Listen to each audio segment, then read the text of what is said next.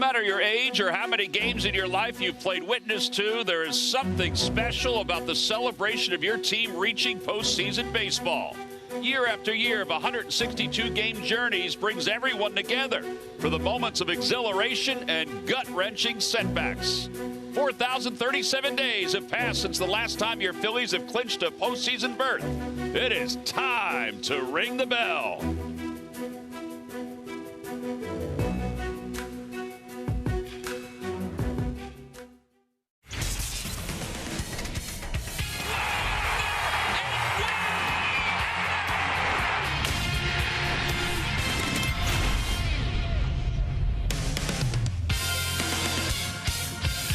Oh, the Marlins certainly helped out the Phillies yesterday. We were on the bus when the Marlins wound up beating the Brewers, and the celebration was loud and it was boisterous. And the same celebration was in the clubhouse as well. Pretty cool how the Marlins used the PH where they said filled with joy.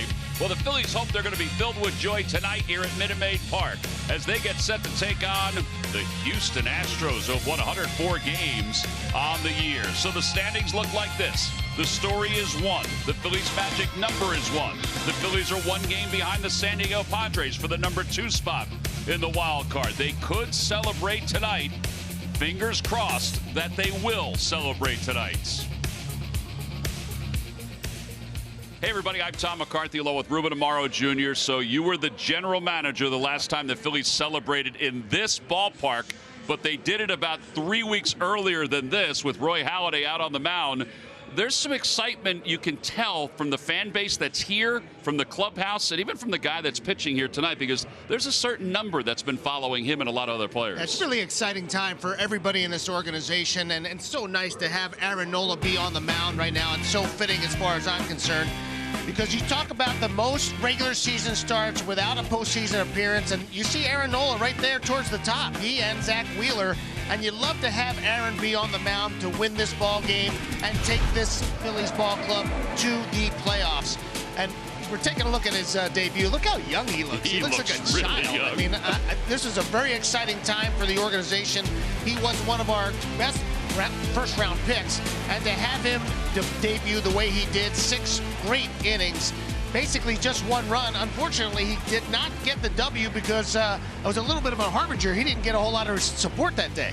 Yeah, he didn't get a whole lot of support. That's the case even this year. So he debuted on July 21st against the Tampa Bay Rays. 77 wins. No doubt he should have more. Think about this year. The Phillies are under 500 when he is on the mound, but 1,371 strikeouts. He's on the cusp of getting over 200 innings again. He's been incredible, I think, from a Phillies standpoint, and it's really cool that he's on the mound today with the Phillies looking and needing a win to get to the postseason for the first time since 2011. Now, this is not going to be easy, of course, because the Astros are really good. Lance McCullers is on the mound for Houston tonight, making his 8th start of the season. There's Hector Neris. He was on the mound when the Astros clinched the American League West, had a chance to go to the postseason. The Phillies hope they're doing that. We'll talk about the Astros when we come back. They have the second best record in Major League Baseball behind the Dodgers. They're one of 3 teams to reach 100 victories here in 2022. They've got a great rotation. They've got an excellent bullpen, and their lineup is stacked, and this guy is the foundation piece. Right in the middle of this lineup, and Yordan Alvarez is probably the best left-handed hitter in the AL. I mean, I love the way he swings the bat. Not only does he hit for power, he can hit for average. He stands in that middle of that lineup, and after that 5th guy in that lineup, though, it gets a little lighter. So Aaron Nola's going to have to be tough against the first 5. Yeah, in fact, Dusty Baker did say today that most of his regulars would play at least 5 innings or 6, depending on how the game is going. Here are the numbers for Yordan Alvarez. 2nd in OPS in the American League. 3rd in home runs. Nobody's going to catch Aaron Judge. Tied for 4th in walks. Tied for 5th in RBIs. You can go through those numbers. I mean, a 301 average as well. Well, a very young-looking Aaron Nola is warming up, getting set for tonight's ball game. Lineups at first pitch when we return. Value on unlimited gig speed internet, streaming, and Xfinity Mobile with unlimited data. Learn more at xfinity.com/gig. Well, the roof is closed here in Houston. It was a very nice day. Beautiful. very comfortable. Temperatures were in the low 80s. Temperatures supposed to be in the 70s here tonight. Let's take a look at the Phillies lineup, brought to you by Xfinity. Supercharge your home with supersonic Wi-Fi only from Xfinity. Kyle Schwarber leads things off. Rhys Hoskins bats second. Bryce Harper third. Then JT, Alec Bowman, Castellanos, Brandon Marsh against the Astros this year, 281, 285 in a Phillies uniform. And they'll face right-hander Lance McCullers, who's very curveball happy, but it's a really good curveball. A 2.38 ERA. In fact, you go through this rotation, Ruben, one guy after another has a sub-3 ERA. Yeah, just a tremendous rotation and a lot of depth to it, too. It looks like Verlander's going to be in that number one hole for them. Yeah. And they pretty much said it. I think McCullers is going to be the third guy, and they got Framber Valdez, who's just been outstanding this year as well. So that's their top three, and it will be interesting to see how McCullers throws the ball. He hasn't thrown since September 21st. Well, the first pitch of the night, and the Phillies hope it's a special night, is hit in the air to deep left field. Mancini's going back. It is gone! Kyle Schwarber the opposite way has given the Phils a 1-0 lead right out of the gates. It's his 45th home run of the season. Wow, did he make a statement. He didn't wait around for that breaking ball. He got a first pitch fastball and did exactly what you're supposed to do with it. It was out over the plate. And this ball would have been gone out of any place. Not just the Crawford boxes, but just a great swing. And he has been the spark plug again. If he's one of those guys, that get super hot. I mean, as hot as anybody in all of baseball, and I like what I'm seeing right now out of Schwartz. Well, that is really incredible way to start this game. 1-0 Phillies on top. His 7th leadoff home run, and Rhys Hoskins takes inside. It's 1 ball and no strikes. 45 home runs now for Schwarber, 93 runs batted in, and that's 198 career home runs. Bouncer left side, and Altuve cuts off Pena and makes the play. 4-3 on the putout. Our Citizen stats leader, Citizens, the official bank of the Phillies, and he's number 2 behind Aaron Judge, who, he's not going to be caught by anybody. Alonso with 40. Mike Trout has climbed up to 39 home runs on the year for the Angels. In a hurry. But Kyle Schwarber, I mean, just one of the most productive one-hole hitters in all of baseball, and racking up the RBIs as well. It's not just about the home runs. He's driving in some people because we're getting some of those guys in the back part of the lineup are getting on for him. Well, here's Bryce Harper. Harper 2 for 15 with a run scored in the series against the Nationals, and he fires a curveball foul into the seats. And it's 0-1. Now, Rob Thompson talked a lot about Harp trying to drive the ball the opposite way, try to get himself straight again, and this is a great place to do it because of the Crawford boxes being so short. Nice spot to be driving the ball the opposite way here. Up and away, 1 ball, 1 strike.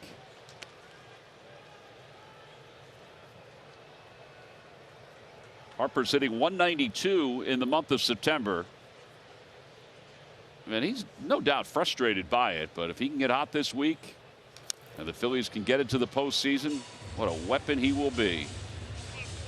1-2. Clearly one of the best hitters in all of baseball, and he's just going through a little bit of a funk right now. And well, it would be lovely if he starts getting hot now. Dusty Baker's done an excellent job as the manager of the Astros. He really has done an excellent job no matter where he goes as a skipper.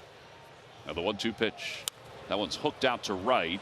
Kyle Tucker's there.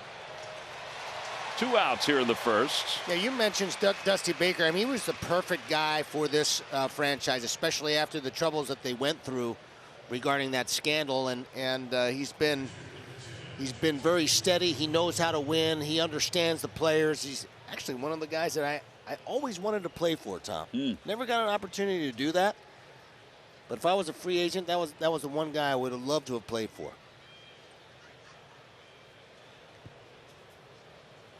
Two outs. Here's JT. Wasn't good enough to play for his teams, I don't think. Ball's hit foul. JT's home run yesterday. How about him going up top here? I mean, this is a high pitch. Our giant home run replay. Yeah, he attacked this ball very well. To get his barrel to this ball was pretty impressive. And he's been driving the ball the opposite way with regularity. That is your giant home run replay. Something I've been really impressed with in the second half of this season, because there was a lot of talk about where did his power go in the first half. Well, he's displayed it in this second half. Overall, 275 with 22 home runs, a breaking ball, and it's 1 ball, 1 strike.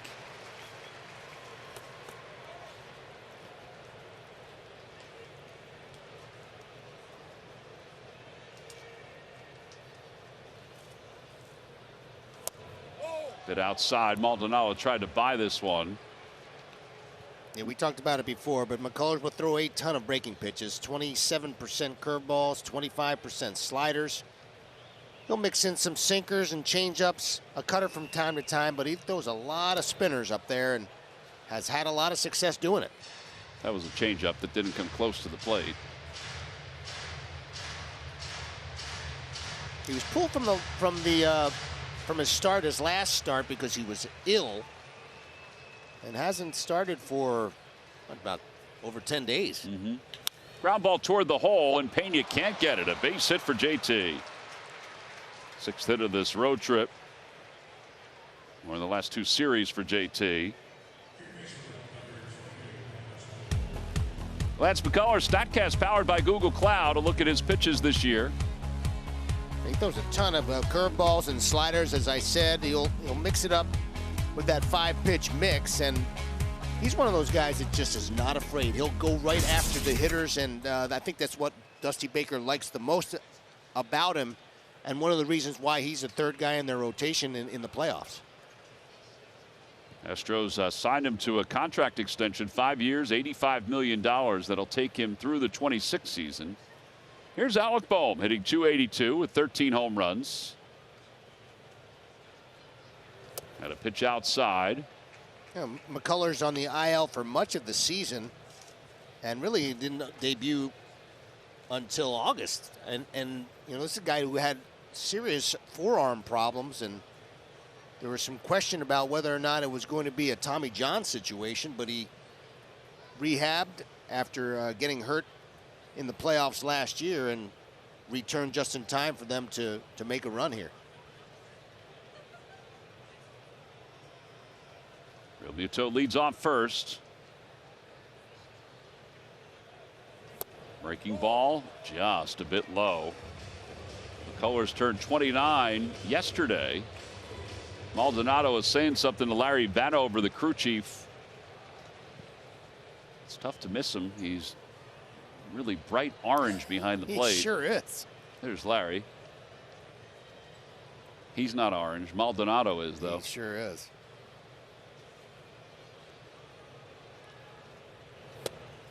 Two and one.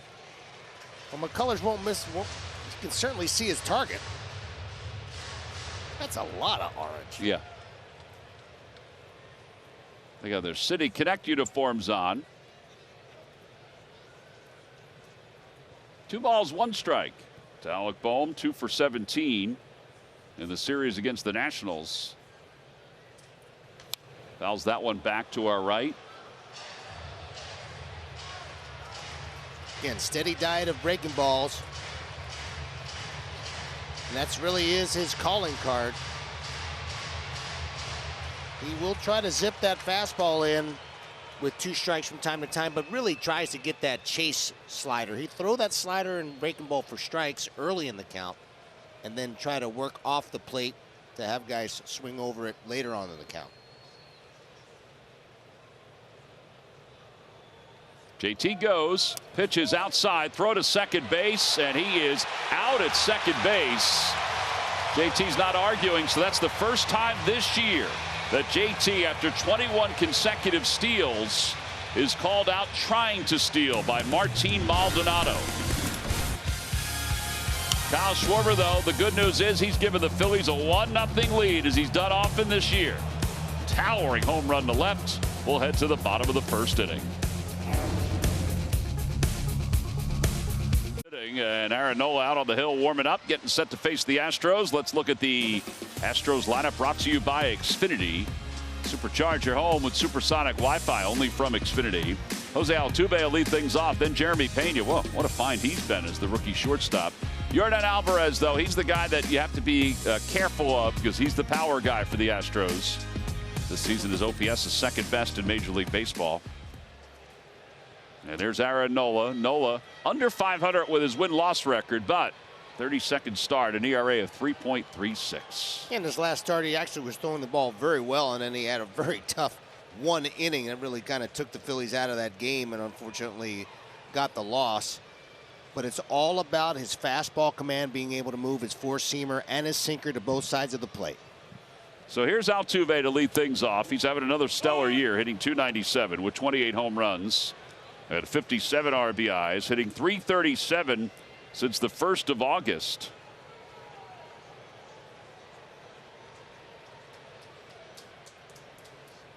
.155 hits on the year, a bit outside, 1-1. And Altuve's always kind of been the spark plug for this club over the last several years. He hitting either in the 1 or the 2 hole, somewhere at the top of the lineup, making things happen. And a combination of speed and power. For a little guy, he can really generate some bat speed. Pulls it foul past the third base coach's box. Now the count holds 1-2. Nola 73 career victories, 57 losses. He's 5-3 lifetime against the Houston Astros, but it's been a few years since he last faced them. Or excuse me, he's 1-0 against the Astros. 6 innings, 4 hits his last outing against them. That was way back in July 26 of 2017. Yeah, curveball, tap foul. So really no advantage to either one of these teams, because it's the first time that the Phillies have faced Lance McCullers.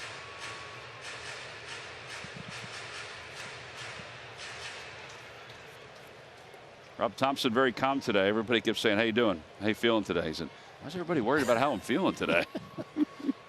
It's the same old Rob Thompson. It is the same old Rob Thompson. 1-2 pitch coming inside, 2-2.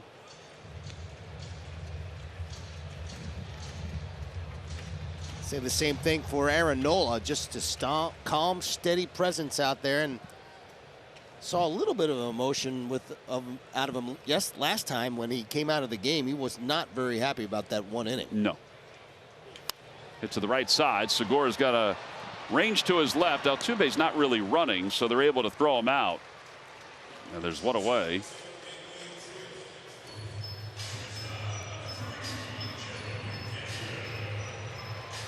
Aaron Nola's career with the Phillies, 77-62, a 3.62 ERA, 7th most strikeouts in Phillies franchise history.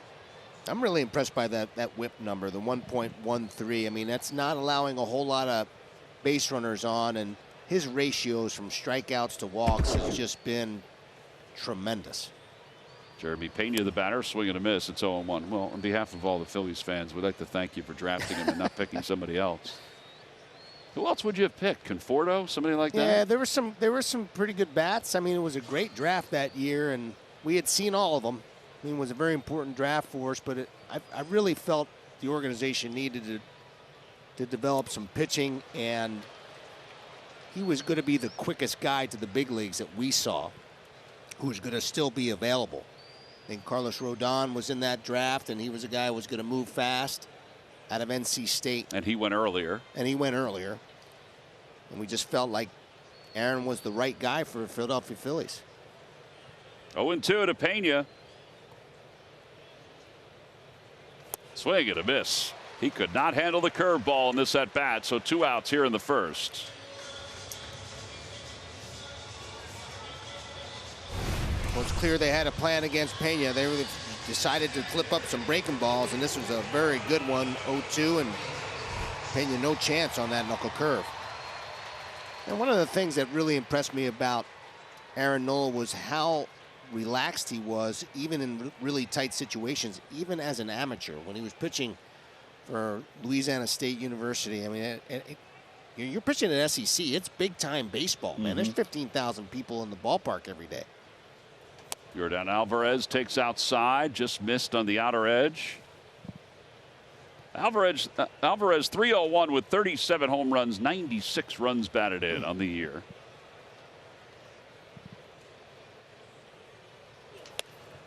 outside again, 2-0. That was way outside. Second consecutive year that Yordan Alvarez had to be considered as one of the possible MVPs. Clearly, it's Aaron Judge this year, and Shohei Ohtani has been just amazing. But this guy's right there with him. Pulls a curveball foul. Yeah, 37 home runs, 96 runs batted in. His isolated power, which sort of registers the extra base hits, is at 307. That's through the roof. Fastball, belt high, 2-2. Aaron Nola going right after him on that pitch. And again, he's really trusted his fastball this season and utilizing it very effectively on both sides of the plate. And a called strike 3. Came back with a two-seamer on the inner half, and he picks up 2 strikeouts. 228 strikeouts now on the year for Aaron Nola. Alvarez thought it was in tight. It was at one point, but then it wasn't at the ends. We'll go to the second. It's the Phillies 1 and the Astros 0. Season. Get your season tickets now. Plans start at 13 games. Go to Phillies.com/season tickets to secure your seats today. Alec Bohm was up when JT Realmuto was thrown out trying to steal. Amazing for JT. It's the first time this year he's been caught stealing. 21 for 21. What a run. Amazing run. Right down the middle for a strike, 0-2.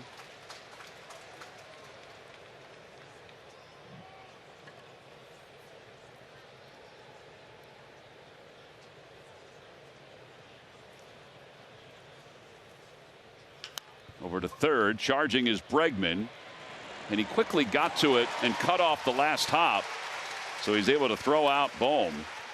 One away. Yeah, Bregman's basically a shortstop playing third base. I mean, he could play anywhere on the infield. I had an opportunity to watch him play also at LSU, and he's a very complete player, excellent range, quick actions, and because of his power and because of who they've had at shortstop, they've moved him to third base, and he's been tremendous over there. He's Gold Glove level third baseman.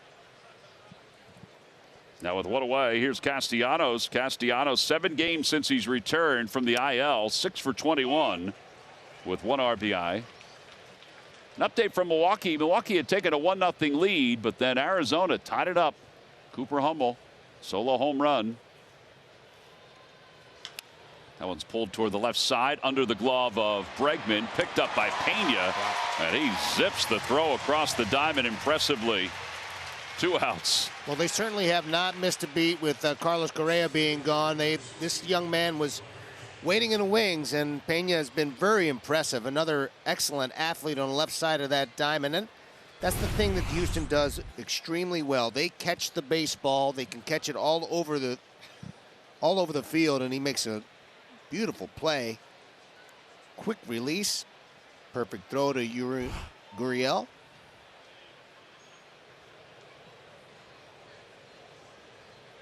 Brandon Marsh, the batter. Marsh, 4 for 11 with 3 runs scored against the Nationals. And he takes on the outside corner. It's 0-1. His average at 243 with 11 homers and 51 runs batted in.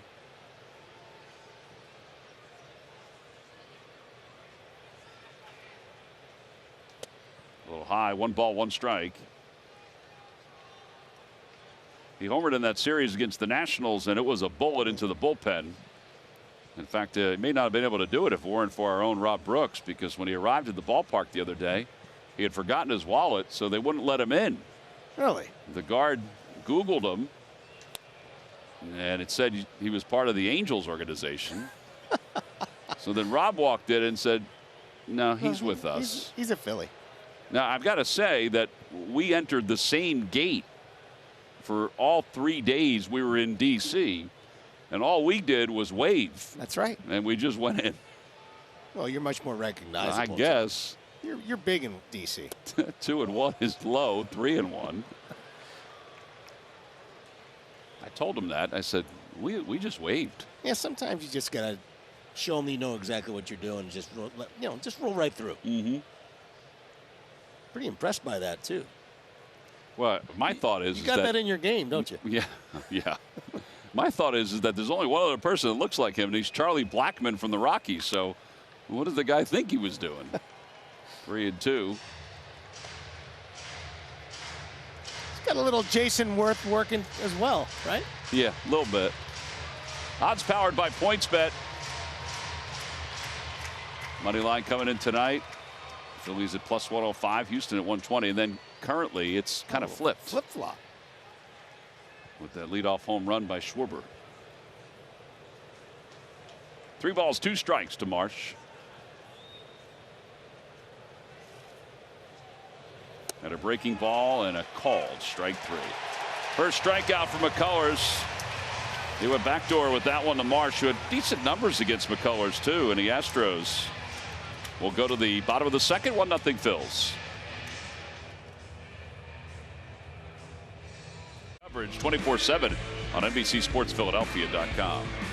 Yeah, you don't want to get too far ahead of yourselves, but there are some open scenarios still. Obviously, if the Phillies get in, and that's everybody's hope, they lead at 1-0 here tonight. Right now, they'd face the Cardinals in the opening of the wild card, but that could change, partly because the Padres are only 1 game ahead of the Phillies for the number 2 spot, and the Braves have taken over the top spot in the East, which means the Mets are now a wild card team. Now, the best thing that has happened to the Phillies in this scenario is that they have matters in their own hands. You know, they just have to win baseball games and let everything else take care of themselves. And I know this is no easy task against the Houston Astros, a good ball club.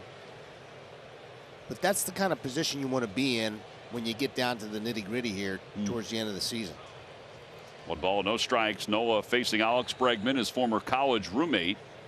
Ground ball left side, and Stott diving play, gets to his feet, throws to first on 1 hop, in time to get Bregman. And Bryson Stott has patented that 1 hop throw. Davey Concepcion used to do it on the turf in Cincinnati. He's not using turf, but he's certainly using the bounce to get it to first. Yeah, excellent play. He ranges hard to his left, pops up, and then fires a bullet down with that 1 hopper again. And Gene Segura kind of messing with him a little bit, and bounced when they were throwing the ball around. He kind of bounced it to him when he was about 4 feet away from him. But excellent play by the young man, and he's been playing very, very good baseball all around lately, and it's nice to see him do it on both sides of the ball right now. So 1 away, Kyle Tucker, the batter. Tucker became the 18th player in Astros history to reach 100 RBIs in a season. He has 104 to go along with 29 home runs.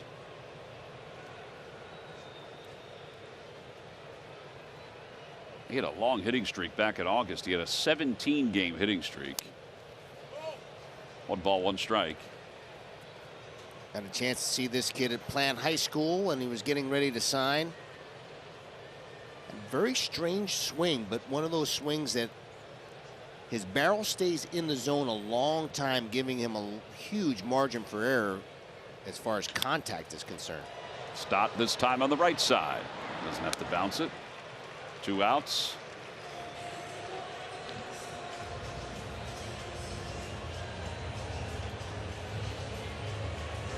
He's used to making that play from that side of the field. When Didi Gregorius was the shortstop, he was playing a lot of second base. Obviously, Segura was down on the injured list, and Stott did a heck of a job there at second base as well. Well, now here's Yuli Gurriel, who was 6 for 15 on this homestand after going 5 for 11 against the Rays. Fastball right down the chute, and it's 0-1.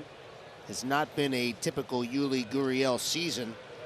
A lot of talk about him possibly getting traded or released, looking for somebody with a little bit more pop at first base. I think that's one of the reasons why they traded for Trey Mancini.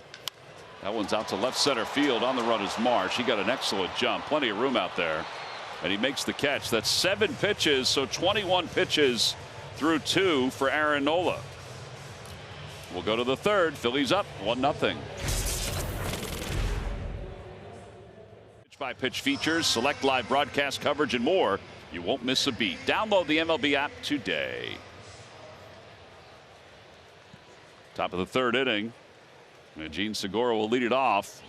And there are a lot of Phillies fans that are here tonight that are scheduled to be here for this week series. Yeah, we need them to be celebrating sometime real soon. At a first pitch in there, it's 0-1. Talking during the break a little bit about this delivery from Lance McCullers, and you don't see a whole lot of guys going over his head and in that kind of Juan Marichal type style, and that's kind of old school. I always thought, and my dad always used to talk about the deception and creating deception for the hitter.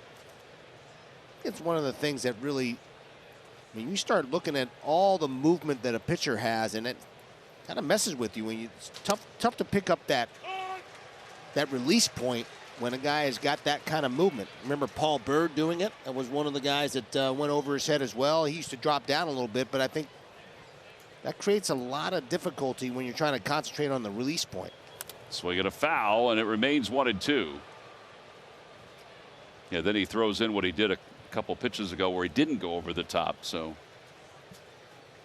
yeah, I mean, as I said, I mean, it's about disrupting the timing of the hitter and messing with his eyes and his ability to time what he is doing each time, and that's exactly what Lance McCullers does very well.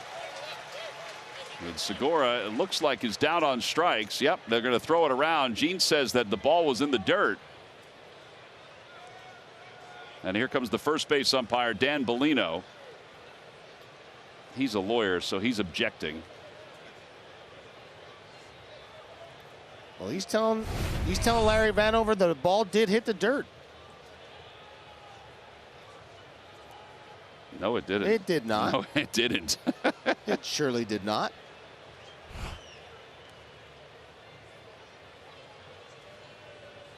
Well, that's a break for the Phillies. Gene's Sure going to is. keep on hitting here. Thanks, Dan. The count is 1 ball and 2 strikes. Here's another look. And this is closer to the angle that Dan Bellino had. And maybe he got blocked off by the glove. Yeah, out to shortstop. Pena has it, throws to first. One away. Poetic justice, I guess, Tom.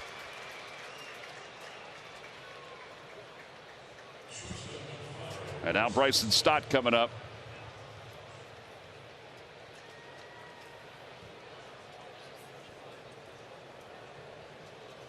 Stott 6 for 14 in the series against the Nationals. 3 runs scored, a couple doubles, 4 RBIs. Hitting .232 overall. Yeah, he was 6 for 14, but he could have been 10 for 14 with the way he was swinging the bat, hitting the ball hard all over the diamond, and he didn't do a lot of tough luck on top of all the base hits he got. Up high, and it's 1 ball and 1 strike.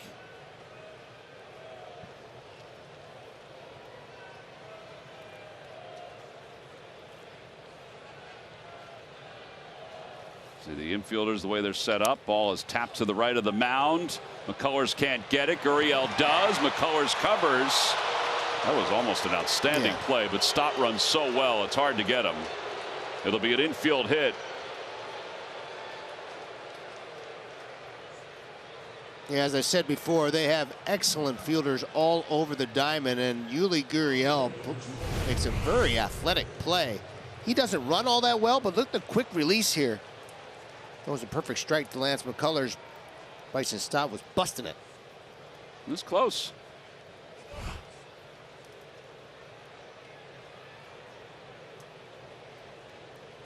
Schwarber homered the opposite way his first time up.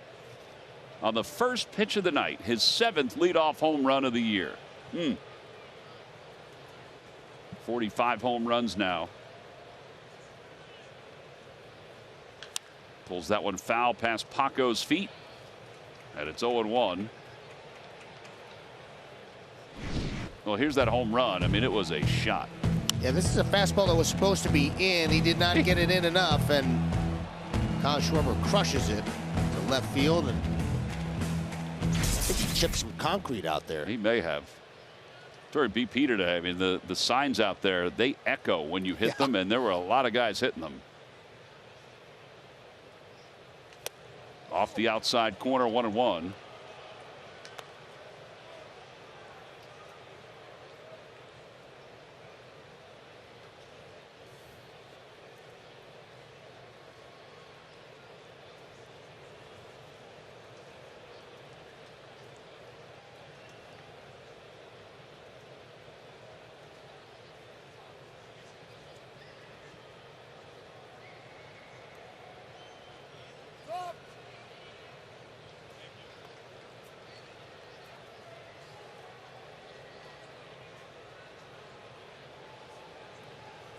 One ball, one strike.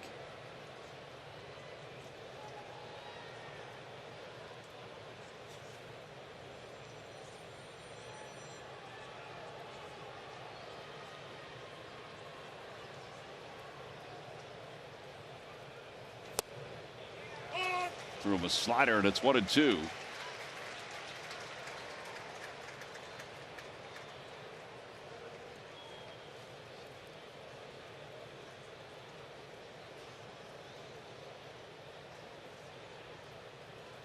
Ruben mentioned we're not sure how long the starters for the Astros will go. The starting pitchers will go.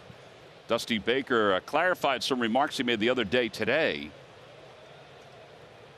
and said that the starters, as the breaking ball is outside 2-2, are going to give way to the bullpen a little earlier than what they normally would do.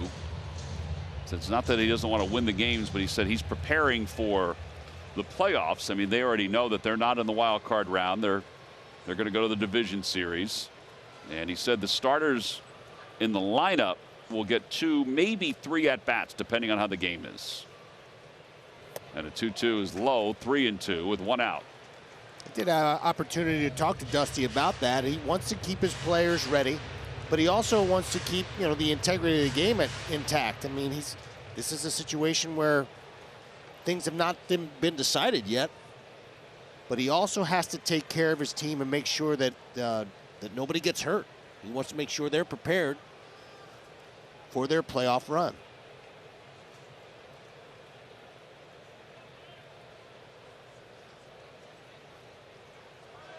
Pitches outside, and going to second is Stott. He'll slide it anyway. It'll be ball 4. Now that puts runners on first and second with 1 man down. And it brings Rhys Hoskins up. The Phillies and Dentistry for Life are teaming up to announce Operation Smiles for Freedom, a smile makeover giveaway for veterans. Nominations and entries for the free smile giveaway must be submitted by Veterans Day on Friday, November 11th. Visit Phillies.com/smilesforfreedom for more information.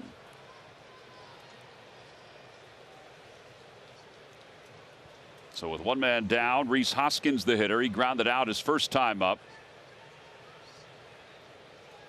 A couple of very good at-bats by Kyle Schwarber, being aggressive and then patient in his second at-bat. Yeah. First pitch in there, 0-1, right down the middle with a breaking ball. He really does have uncanny command with that breaking stuff, and what makes him so effective.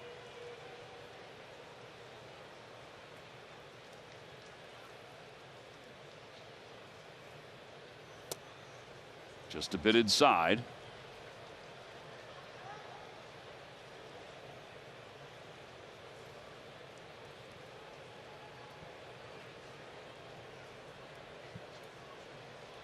Since 2017, Rhys has played in 666 games, this being number 666.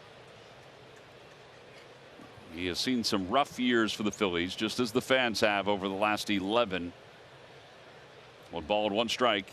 Bouncer back toward the middle. Pena waits for it. Flips to Altuve for 1. Quickly to first. And a 6-4-3 double play. Side is retired. No runs. 1 hit. And the Phillies leave 1. We'll head to the bottom of the 3rd. It's 1-0. Phillies on top. Personalized Phillies birth certificate.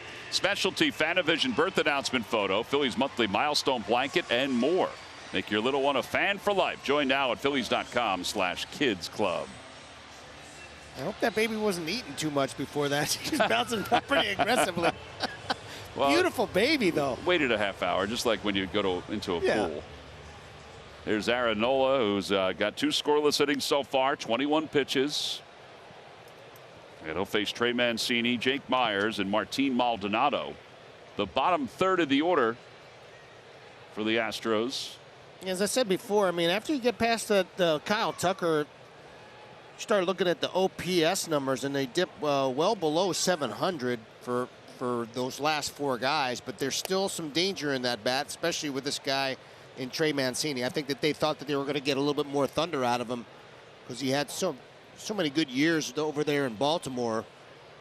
But he really hasn't done a whole lot of damage other than the first 2 or 3 at bats when he had homered it really early in his campaign. I think he had 3 straight home runs in his first 3 at bats. First 3 hits were home runs. Yes. Hitting just 186 since he came over from the Orioles, excuse me.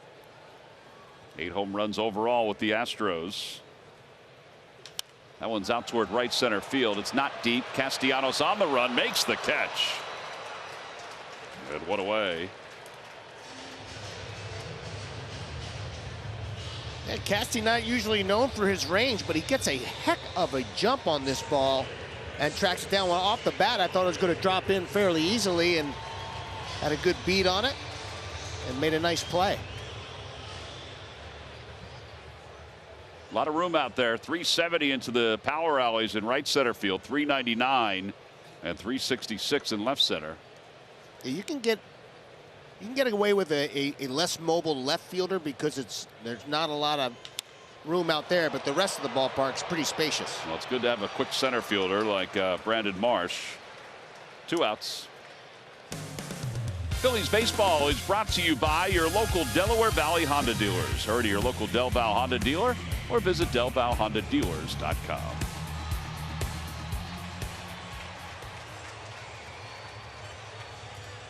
Two outs here in the third, and Martin Maldonado is the batter.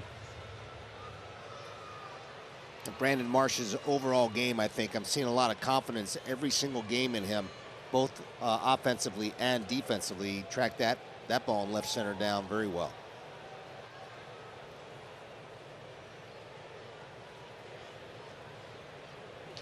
Swing and a miss by Maldonado, hitting a .186 with 14 home runs, 44 runs batted in.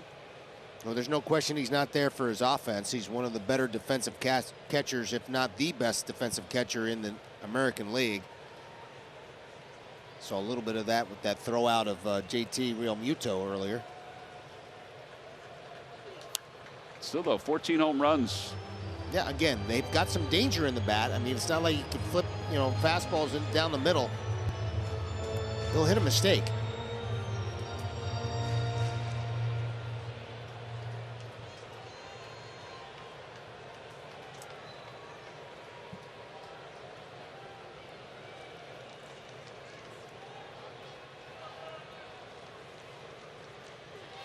Ball whacked foul. It remains 0-2.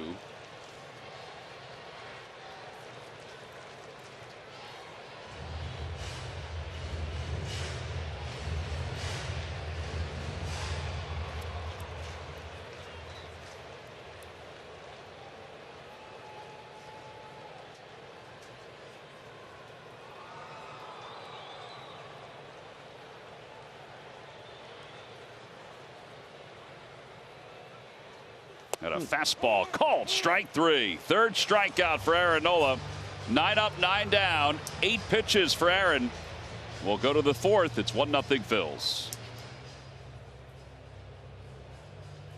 T-Mobile coverage cam, the best coverage in the game, and this was certainly the best. This was 1980, where Manny Trio had a big line drive into the corner, down the left field line. The celebration for the Phillies against the Astros. The Astros had beaten the Dodgers in a 1-game playoff to go to the postseason. And then these two teams, they were battling one heck of a game. Gary Maddox made the last out, and one heck of a series. There were 4 extra inning games, the last 4, before the Phillies went on to win the National League pennant. And they went on to win the World Championship against the Kansas City Royals. Bill Vernon, the manager of the Astros, he couldn't believe it, but they carried Gary Maddox off the field. And what a series that was. It's arguably the greatest postseason series in the National League. And it was gut-wrenching. Yeah, no doubt about it. And I watched that from my den in my house at home, and just with, I think I bit off my entire set of nails. I mean, what an exciting series. Fabulous. The Phillies hope they're celebrating here in Houston again tonight. They celebrated the last time they went to the postseason in 2011. And since that time, there hasn't been a whole lot of celebrating going on. The team has won 698 games, lost 820. There have been more than 4,000 days that have gone by since the Phillies were last in a postseason game. And right now they lead this one 1-0. And the other storyline is that Arizona leads Milwaukee 2-1 in Milwaukee. As Harper takes a breaking ball, and it's 1-2. There's Arizona's score. Sergio Alcantara, a sac fly, has given the Diamondbacks a 2-1 lead.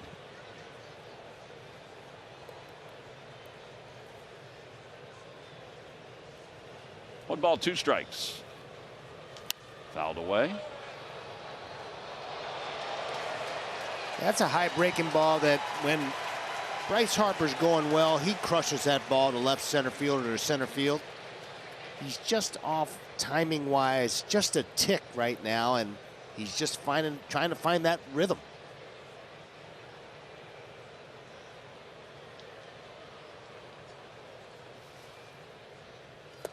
Change up low, 2-2.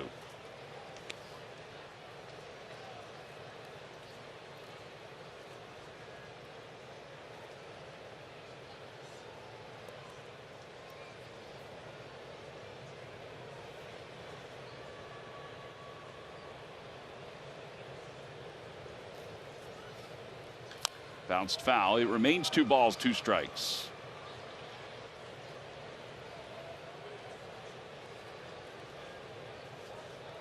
He's still battling, though. I mean, it's not like he's beaten on every single at bat. It's just a matter of him just being just off.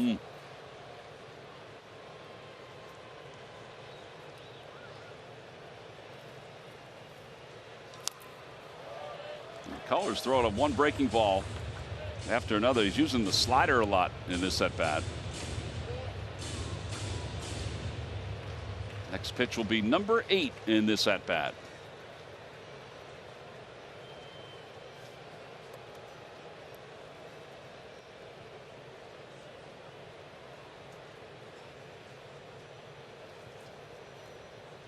Three and 2.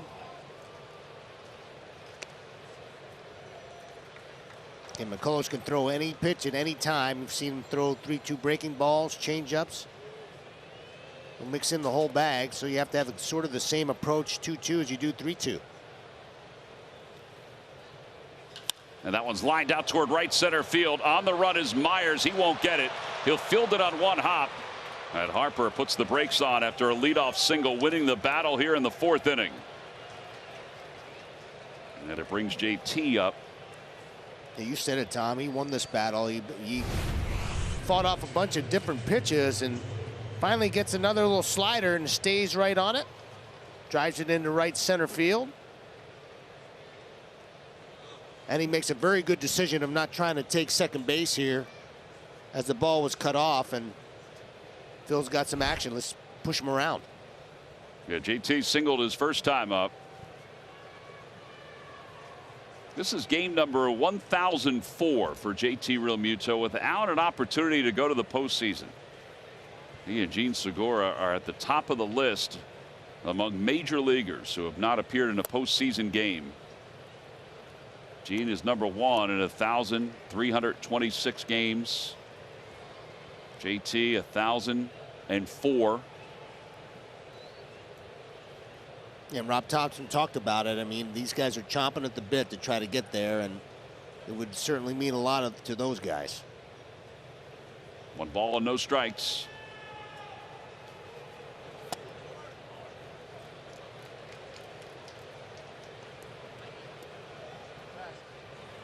Here are the top 6 guys on the Phillies roster.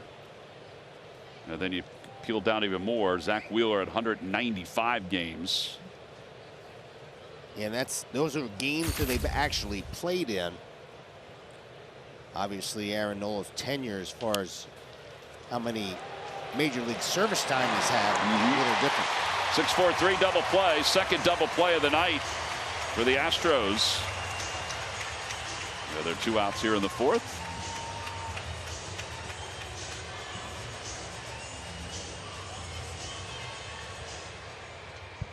And it brings Alec Bohm up. Yeah, this is a little slider in the inside part of the plate. JT, the second he hit it, he saw him kind of screaming at himself, trying to bust it down the line. The Astros turned the double play fairly easily.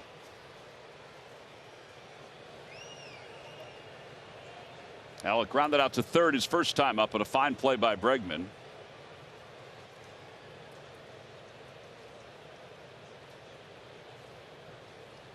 Hits that one sharply, but Altuve takes the wicked hop and throws him out. No runs, 1 hit, and nobody left. Middle of the 4th inning. It's the Phillies 1 and the Astros nothing.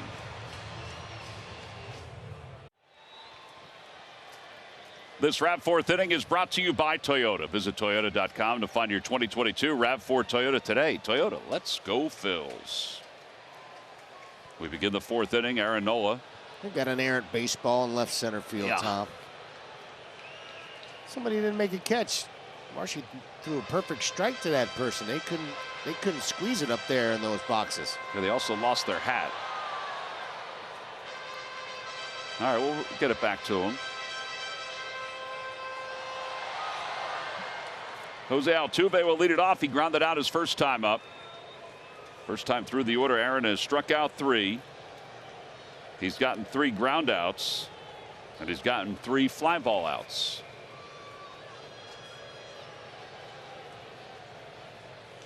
Now the first pitch wide. It's 1-0. A second time through the lineup. See how Aaron attacks the hitters. And this is where he's had his issues, if he's had any. The 4th and 5th innings have been a problem for him. 1-1. Yeah, so impressed by his pitch efficiency so far. 14 pitches in the first inning, 7 and 8 in the following 2 innings.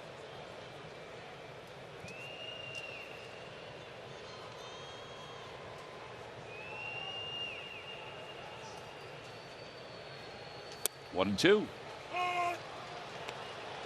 Interesting. Altuve must not be seeing it. Those are a couple pitches right down the middle. Well, he's got such a great reputation for his breaking ball. It's so good that sometimes the hitters are looking for that pitch, and Aaron's done a nice job of being able to move that fastball around all over the plate.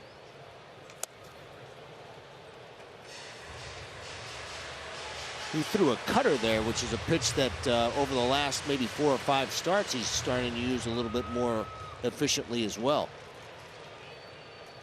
Yeah, it's all equated to an ERA in September, and now this is October, of under 3 for Aaron. The 2-2. Swing and a miss. He got it with a high sinker. 4 strikeouts for Nola, who, by the way, went over 200 innings in a season. In the 3rd. Excellent pitch sequence, and then he just blows him away with a high fastball here, and Altuve knew he got him a fish out of the zone.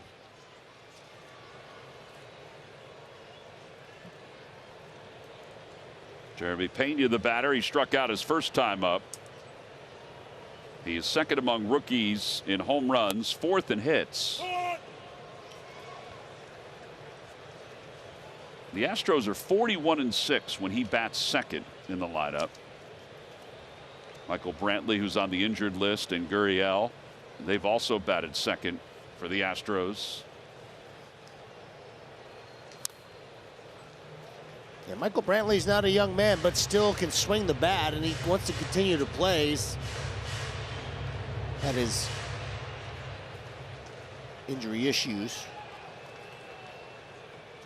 Pretty professional hitter, boy, for a long time in this league.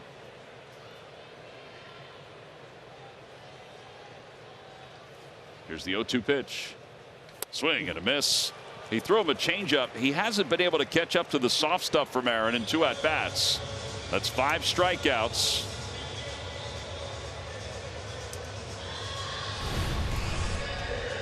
Another great pitch. This is a pitch when you throw in the inside part of the plate to a right-hander, they have a very tough time distinguishing whether that's a fastball or a changeup. Pulls the string on him and gets Pena for the second time. You got Yordan Alvarez looking on a 2-seamer his first time up. Curveball 0-1. This is not a tough. This is a tough team to punch out. I mean, they're second in all of baseball in strikeout percentage, as far as being one of the best at 19.4 coming into this ball game, and Aaron's doing his job against them. 0-2.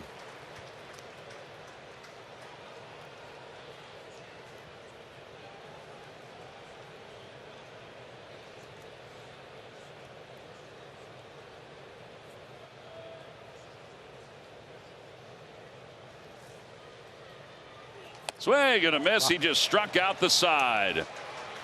11 pitches, 6 strikeouts through 4. 12 up, 12 down for Aaron Nola. That's a pretty good way to wrap up the RAV4 inning. Brought to you by Toyota. Visit Toyota.com to find your 2022 RAV4 Toyota today. Let's go Phils. For the postseason, chasing October, only on NBCSportsPhiladelphia.com, presented by your Tri-State Toyota Dealers Association. Well, those were a couple of big hats. Those are big hats. They got them big here in Texas. Yep. Nick Castellanos leads it off. He grounded out to shortstop his first time up. Ground ball foul. 0-2.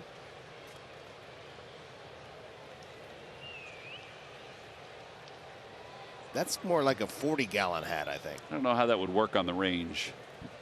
I saw Austin Listy today, former Phil prospect. He's kind of a cowboy now. And he didn't have his cowboy hat on. Is he a rancher? I think he's a rancher, yeah. Outside 1-2. Came to see his buddy Derek Hall. I don't know if Austin will wear that cowboy hat. It's very orangey. That's kind of stylish. I think they... Swing and a miss. Castellanos strikes out. Second strikeout for McCullers. He was allowed the leadoff home run to Kyle Schwarber, and that's pretty much it.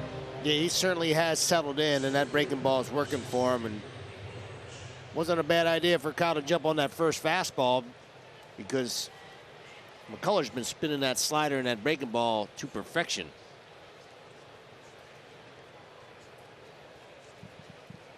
Brandon Marsh struck out his first time up. Had a pitch low, 1 ball, no strikes. Got to figure out a way to extend this lead a little bit and give Aaron Nola a little bit of breathing room. We seem to be saying that every single time he pitches, I think. He's been among the top 10 in lack of run support this entire year. As he'll tell you, he said there's been games that he's let get away, so that's partly why he's under 500 with his win-loss record.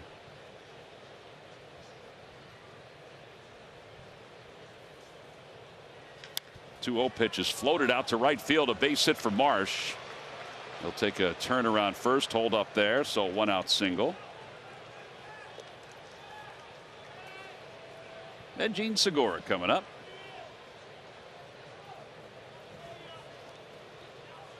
They've gone to the top of the 6th inning in Milwaukee. It's Arizona 2 and the Brewers 1. We're still Arizona 2, Brewers 1. Brandon Woodruff pitching in that game for the Brewers. Yeah, he's been dealing. He's throwing the ball very well. He's only allowed 2 hits tonight. It's one of the reasons why they've hung in there, because that offense is not very strong, but their pitching is still very good, even though they've lost a couple of guys. Yeah, so he's allowed 2. The Brewers have only 2.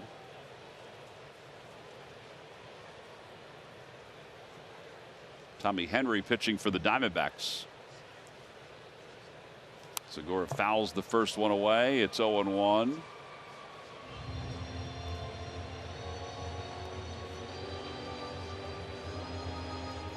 If Rob Thompson may try to move the runners, try to create some action here, see if they can't create like a first and third situation with a hit and run or something of that sort. Maldonado's excellent behind the plate, so it may not be a straight steal. Fouled away. 0-2. Not going to happen now. Not with 2 strikes anyway. Not much phases that young man right there. Yeah, pretty steady. Very competitive. I think more than anything, he was looking forward to this opportunity tonight to pitch the Phillies into the postseason. 0-2 pitch to Segura. Outside, 1-2.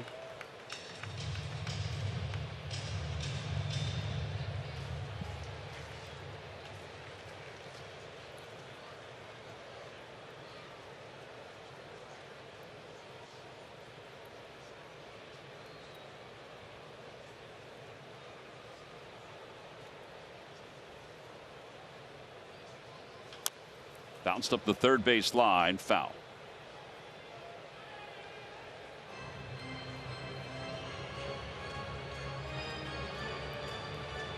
And McCullers makes guys swing at those breaking balls that are off the plate. He's so good at getting ahead early with it and throwing strikes with it that when it comes out of his hand, it looks like a strike.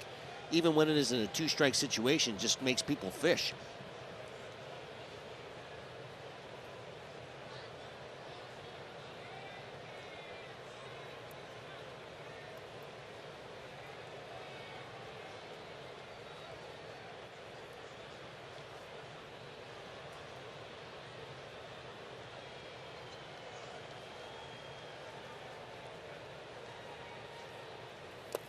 Two and two.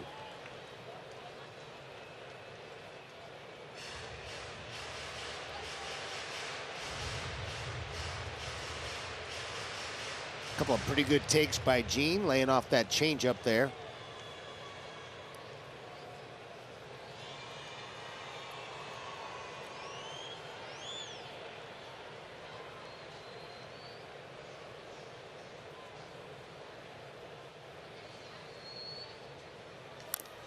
So we get a foul. That time he did make contact. That time Maldonado dropped it. And that time that ball hit the dirt. Yeah. 2-2.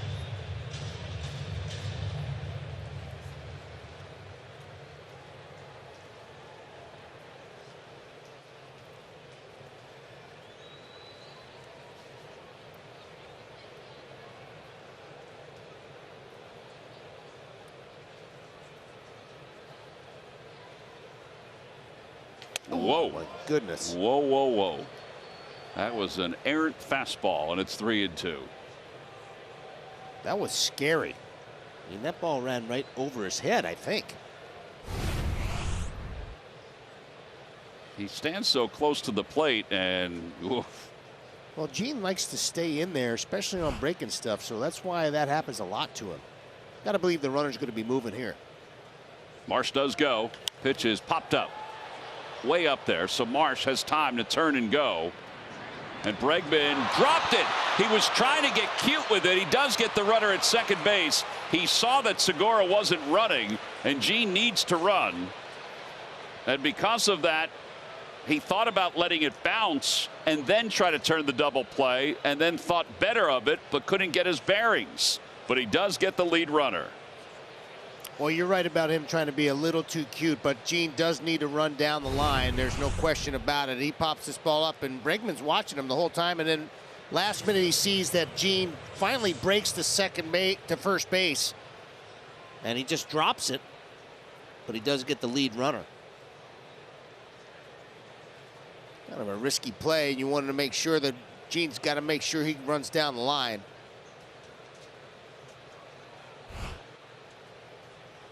We've seen some trouble in the past with that play with Gene.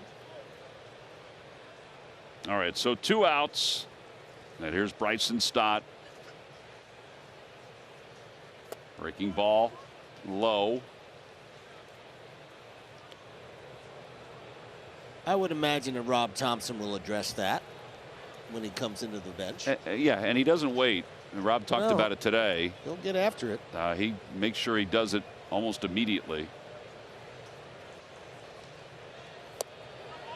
So it doesn't matter. It doesn't care how the team. He said he cares how the team is playing more than anything else. He doesn't want the pressure or the perception of the pressure to affect anybody, and that means being frustrated and not running it out, throwing your helmet and showing that expression on the field. He'd rather them not do that. Stop, takes a strike, 2-1. You got to keep playing the game. I mean, you hit a pop up, you got to go. You got to run. There's no excuse for not running down the line.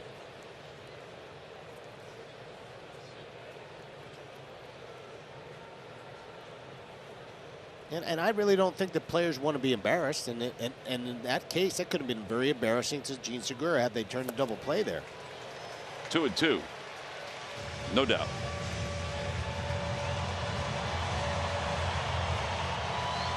What's up with the Fish? They're just playing spoiler. They knocked off the Braves 4-0. The Mets were postponed because of rain against the Nationals tonight. Got that Brian De La Cruz going. Yeah. 3 for 4. Atlanta's lead is a game and a half over the Mets.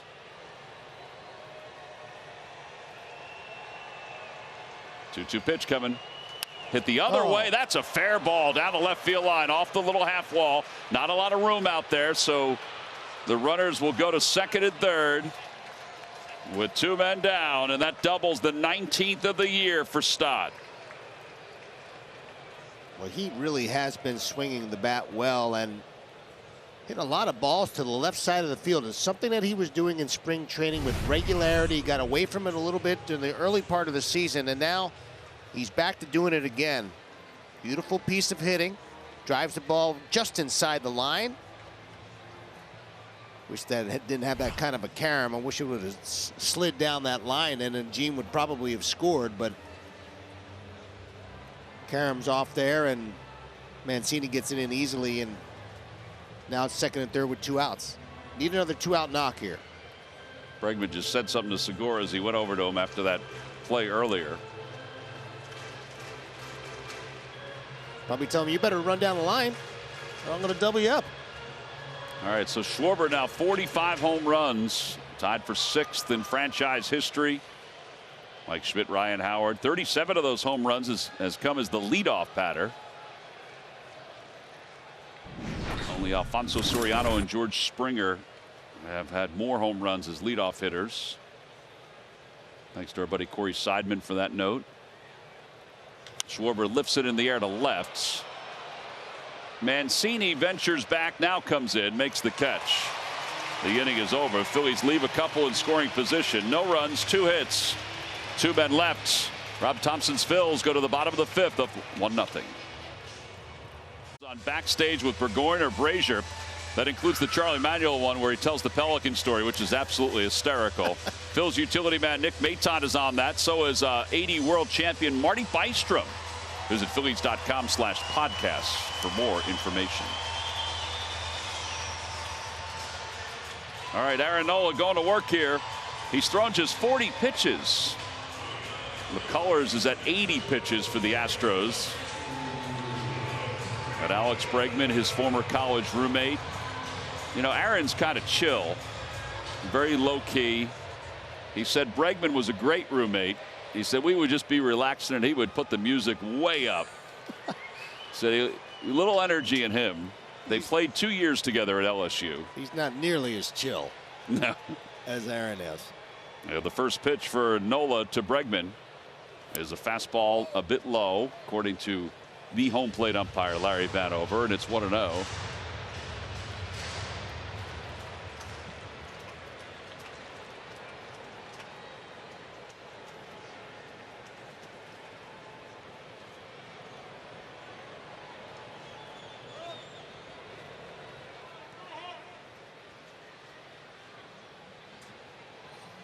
Well, they moved on to the top of the 7th inning in Milwaukee. It's the Diamondbacks still hanging on to that 2-1 lead. Hobie Milner's now in the ball game for the Brewers. 1-0 pulled foul. Pinballs into the dugout, 1-1. Gotta be a little strange facing your college roommate. Can't imagine doing that. I don't think I've ever done that. I had some pitcher roommates that Who were when I your was roommates? in college. We'll check on it.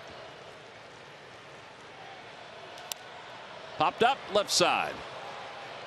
Alec Bohm makes the grab. One out here in the 5th.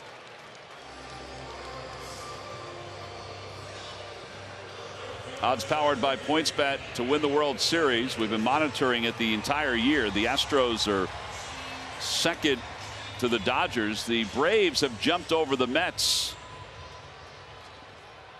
as well as the Yankees, plus 500. Phillies are plus 3,000. You never know when you get to the dance. Well, and the way the pitching's lined up, Phillies are a dangerous team if they get there and line up Wheeler, Nola, and Suarez. Outside, 1-0. Kyle Tucker's grounded out to shortstop today, and the shortstop was on the right side of the diamond when he did it.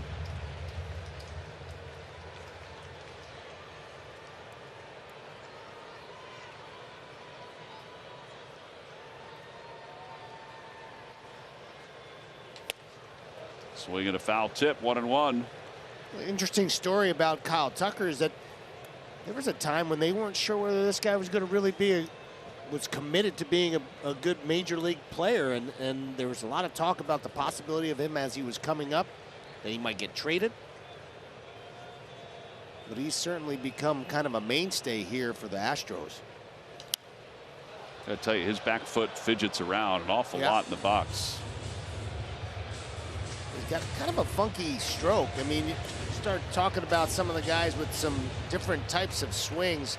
Freddie Freeman has a kind of a little bit of a funky swing, but his barrel stays through the zone a long, long time, and that's why those guys are so effective. 1-2. Curveball outside, 2-2.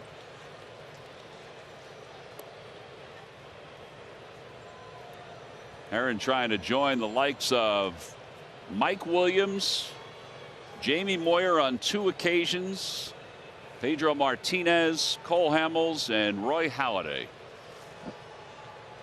Pitch high, 3-2.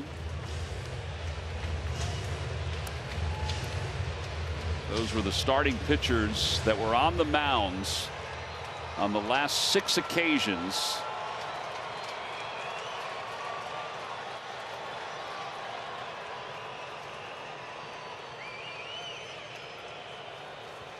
One ball, no strikes. Excuse me, 3 balls, 2 strikes. There's Stott, who flips it over to first for the second time. He's able to retire Tucker. And there are 2 outs.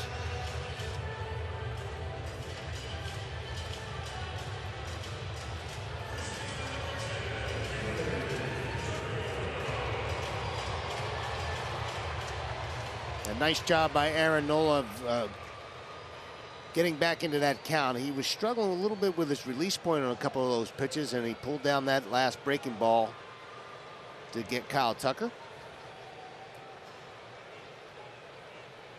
And now here's Gurriel on a pitch inside. 1 ball, no strikes.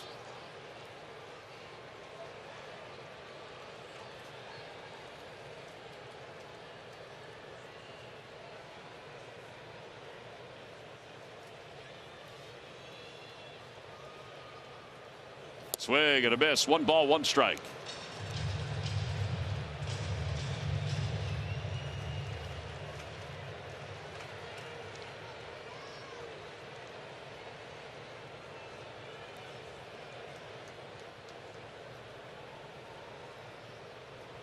Fastball, and it's 1-2. Yeah, he's painting with that fastball, and that's the one thing that he's done so consistently all year long, and I think that's one of the reasons why it's been his best year since 2018. And now the 1-2 pitch coming. Check swing. Did he go? And no swings. As Dan Bellino 2-2.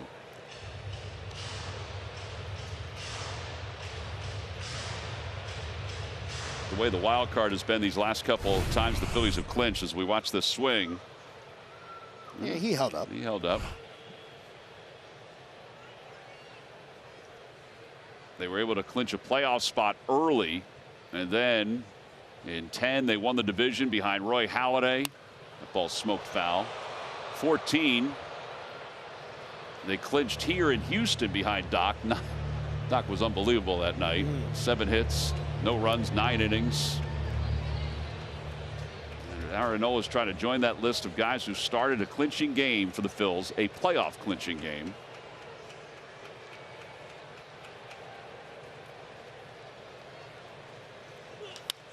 Fly ball, right field line. Castellanos toward the line, near foul territory, makes the catch in foul territory. Aaron Nola has faced 15 hitters so far, and he's retired all 15 as we go to the 6th. The Phillies 1 and the Astros nothing. Behind it, JT has thrown out an MLB best 27 runners this season and has cut down the most base stealers in all of baseball since the start of the 2014 season. Realmuto leads the league in innings caught by a margin of over 200 ahead of the closest player. Throwing a league best 1.82 pop time. That's why he's the best catcher in baseball and the Philly of the Week. And it's brought to you by Independence Blue Cross. Well, there you see what the line score is. The Phillies got a run by Kyle Schwarber in the first inning. He hit a solo home run on the first pitch of the day. 6 hits overall for the Phillies. The Astros, one of the best offensive teams in Major League Baseball, have been held in check in a big way by Aaron Nola as we go to the top of the 6th inning. And Rhys Hoskins will lead it off. Hoskins is 0 for 2. He's grounded out to second and hit into a double play. He bounces that one foul. It's 0-2. And we knew this was going to be a bit of a pitcher's duel, and it has not disappointed. Nope.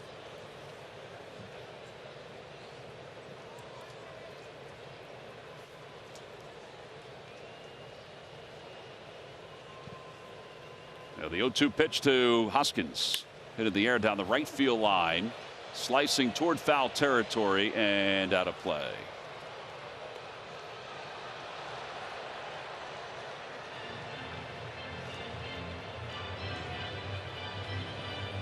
Even bigger news at top of the 7th inning. Sergio Alcantara has 3 RBIs tonight, and the Diamondbacks are taking care of the Brewers.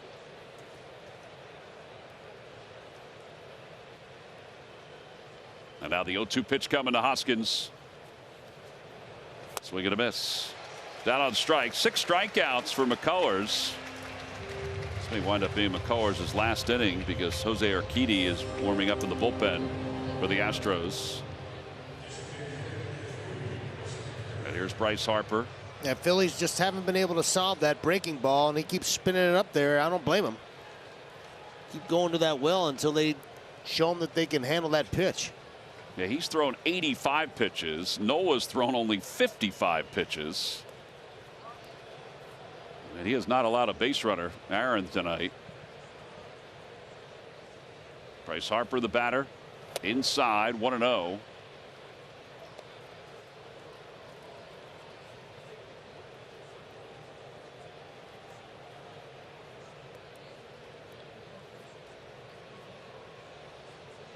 So we're just talking about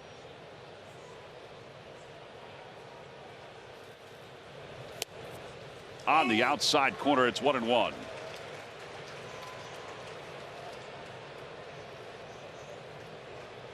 Yeah, certain pitches you just can't do much about. I mean, that pitch almost looked like it went around the plate. You'd have to have an awfully long bat to make contact with it.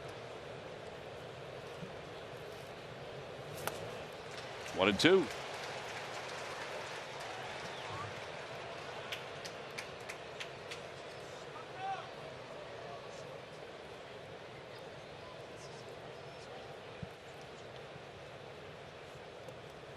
Outfield straight away from left to right. 3 infielders on the right side for Harper. Swing and a miss. We have 2 of the best hooks that I've seen this year in this game between Aaron Nola and McCullers. Yeah, and this is quite a sequence. He goes backdoor with a breaking ball. He goes back foot with the breaking ball, and then he comes back almost to the dead of the middle of the plate. And again, Phillies aren't solving that curveball because he's throwing a nasty one. Well, now JT, who is 1 for 2, he has singled. He's also hit into a double play.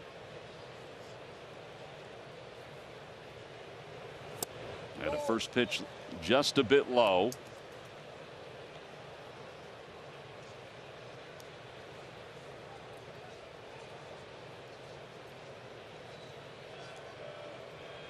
They just shifted Mancini into the alleyway a little bit in front of the Phillies bullpen. 1 ball, 1 strike.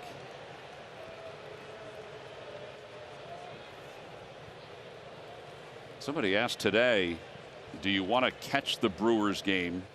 So if the Phillies do clinch it, you want their final out to be the clincher.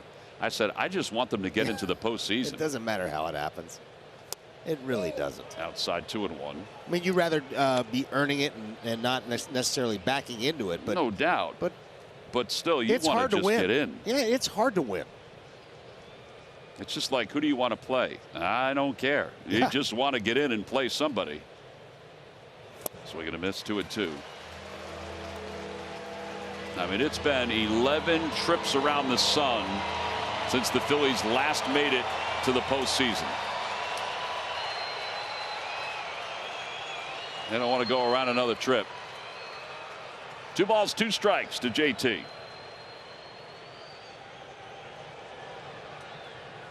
Yeah, the pitch coming in. Swing and a miss. 8 strikeouts from McCullers. That may be it for him. He may be done until the postseason for the Astros. Aaron Nola's not done tonight. He's been spectacular. We'll go to the 6th. The Phil's up 1-0. They're scratching their way to fun thanks to Pennsylvania Lottery scratch-offs. Players must be 18 or older. Please play professionally. Trey Mancini's going to lead things off as we go to the bottom of the 6th inning. It's a 1-0 game. Spectacular pitching tonight by Aaron Nola and Lance McCullers. We went down and we looked at the matchups for this series, and we saw McCullers would start 1, Verlander would start 2, and I think everybody sat there and thought, uh-oh. But you knew you had Nola 1 and then Suarez 2. So the matchups, I'm not saying it's a wash, but they're pretty good matchups. No question. And all 4 of those first 4 starting pitchers have just been pitching very well as of late. No disappointment here in this game. Trey Mancini flied out to right field his first time up. He's 0 for 1. Now the first pitch from Nola. Curveball waved at, 0-1. Well, you're right, Tom. This is 2 of the best curveballs I've seen all year long as far as consistency of the break and ability to throw with a swing and a miss. There's strike 2, 0-2. You know, and it's all coming off the fastball for Aaron. You know, you guys talked in the pregame about what you wanted to see, and you know, Ben talked about fastball command, and that's exactly what you've seen tonight from Aaron. Yeah, both the 4-seamer and the sinker as well. A bit inside, it's 1-2.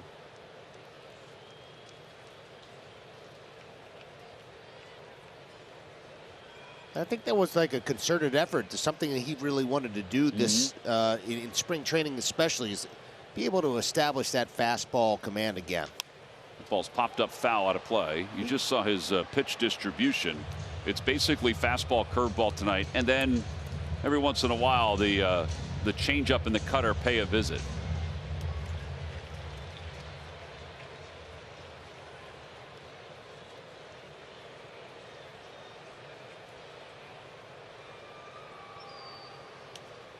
Now the 1-2 pitch. Fly ball right center field. Pretty well hit, but Castellanos is out there. And he makes the catch. 1 out here in the 6th inning. That might have been the hardest ball I've seen hit against Aaron Nola today, and it hung up there quite a while there for Castellanos to go get it.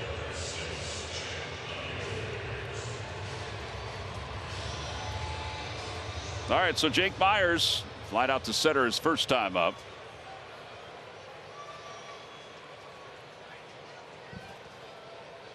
Splits are unbelievable for Aaron. 44 strikes, 16 balls, 60 pitches overall. Had a curveball. Just nasty. 0-1.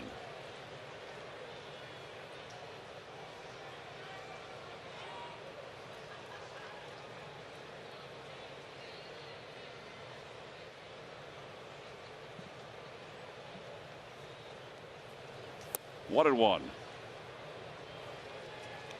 And Jake Myers is one of those guys that they're relying on his defense. He and Maldonado there at the bottom of the lineup are guys who are playing in the middle of the field because they get enough production from other parts of their lineup. They feel pretty comfortable about having those two solid defensive players deep in this lineup. Yeah, they average about 5 runs per game. And they're probably the top third in offense. It's really their pitching that sets them apart. I mean, other than the Dodgers, they're probably number two in every major category on the pitching side. 2-2.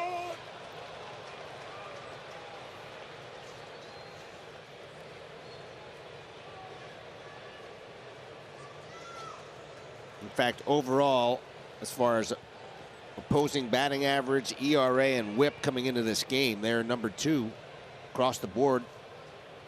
And it's the Dodgers are number 1. Right.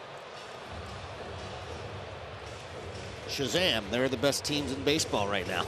It's all about pitching, Tom. Always has been, always will be.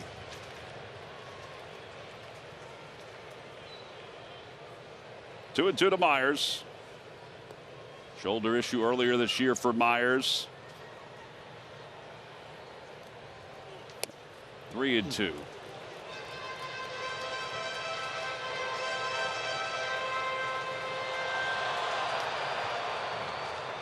Only the second full count of the night for Aaron.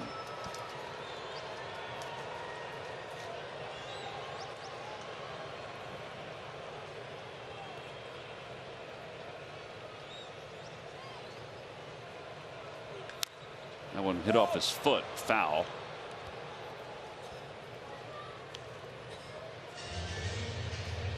Talk about confidence in a pitch, throwing that 3-2 breaking ball in that situation, and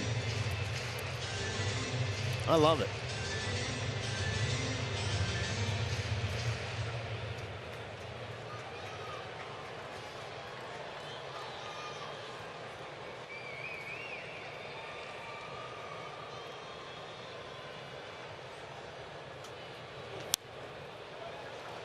This will be the 9th pitch of the at-bat. It's the longest at-bat of the night. Yeah, pretty good at-bat by Jake Myers. Fouled off a couple of tough pitches, those last 2.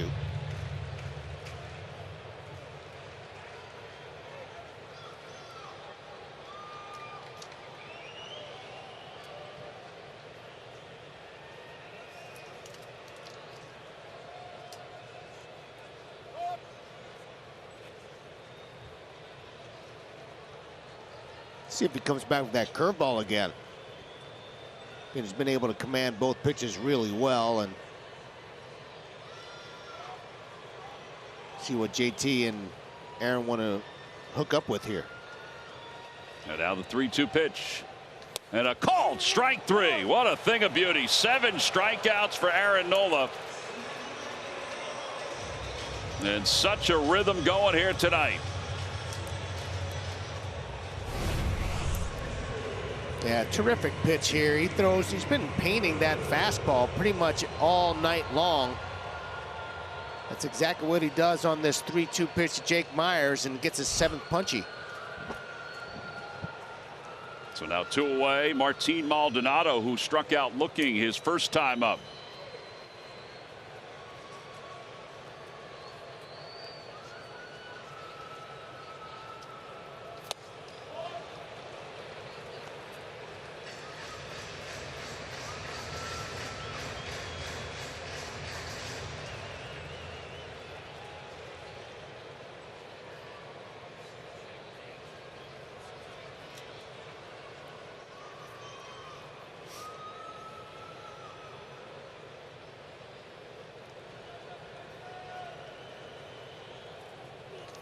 Oh, and 2.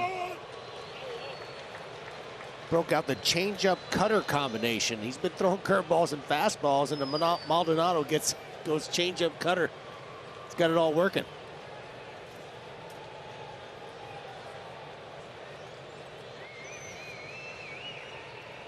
And now the 0-2 pitch. And a called strike three. He got him. 8 strikeouts for Aaron Nola. He's retired the first 18 hitters that he has faced tonight. His team gave him a 1-0 lead on the leadoff home run by Schwarber, and now he has taken it and run with it into the 7th inning. Schwarber gave them the lead with the first pitch home run, but Aaron Nola has been brilliant tonight for the Phillies. He's retired the first 18 hitters that he has faced. Yeah, he's been dazzling with that breaking ball, fastball combination, even mixing in a couple of changeups to perfection. And Aaron Nola's done his job so far. Hopefully the Phillies can add a couple runs here to spread out the lead. But he's just been fantastic. Hopefully continue to work through this very difficult Astros lineup, and that is your Toyota turning point. And now time for your Delaware Valley Honda Dealers game summary. So it's Schwarber's home run on the first pitch, his 45th of the year. That gave the Phils a 1-0 lead. See, 8 strikeouts over 6 innings for Aaron Nola. Houston has not had a base runner tonight, and Lance McCullers went the first 6 innings for the Astros.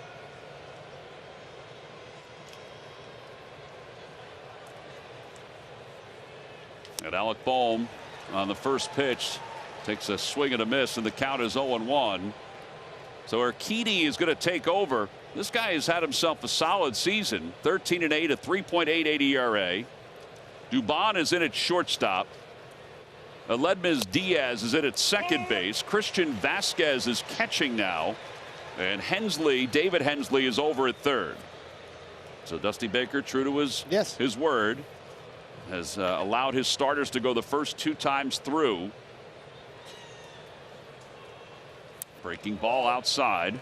And additionally, I think he wants to get some of these other guys who are basically bench players opportunities to play, because they may have to play some type of vital role in the playoffs. I mean, typically, you put your 9 guys out there, but there are times when you need some role players, and you got to give them a chance to be prepared in case they need to be called upon. Swing and a miss. That's 9 strikeouts for Astros pitching.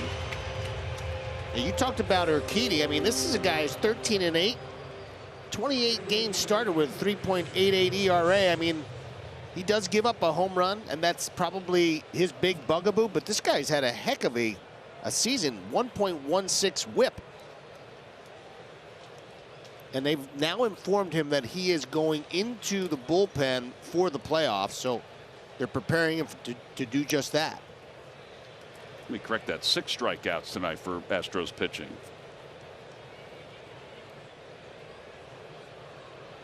And he's going to be a weapon out of the bullpen because he can go more than an inning if he needs to. Castellanos pulls it foul.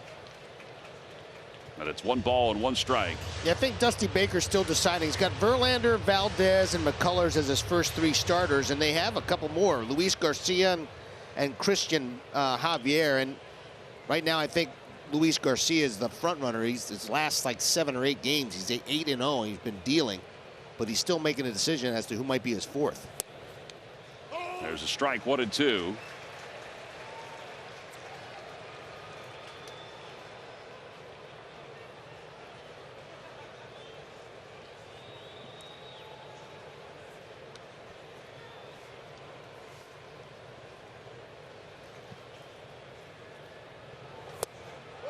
Just a bit low, 2-2.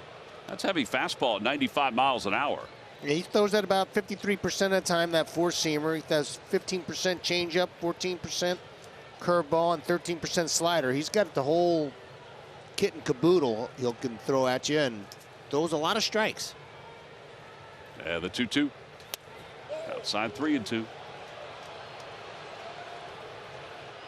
Interesting sign. He's a guy out of Mexico, but I think he signed when he was 19 or 20. Doesn't happen very often for some of the international guys. They usually sign somewhere 16, 17, 18 years old. Yeah.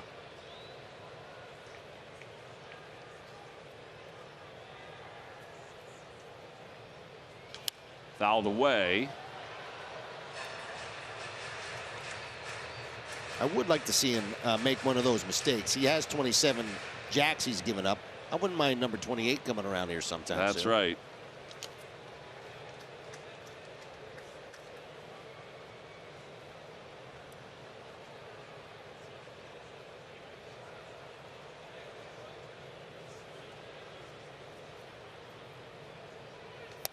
Now that's ball 4. So the Phillies get a base runner with 1 out. Base runners haven't been a problem. The Phillies have had them tonight, but McCullers did a really nice job of getting the double play ball.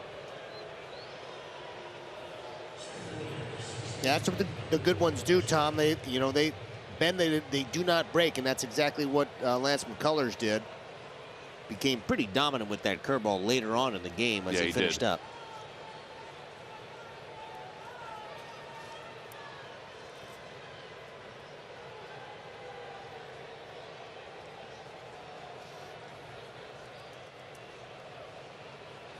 So now Marsh, and Marsh fouls it at the plate. Marsh has a hit tonight. He has one of the 6 hits the Phillies have picked up. He's also struck out.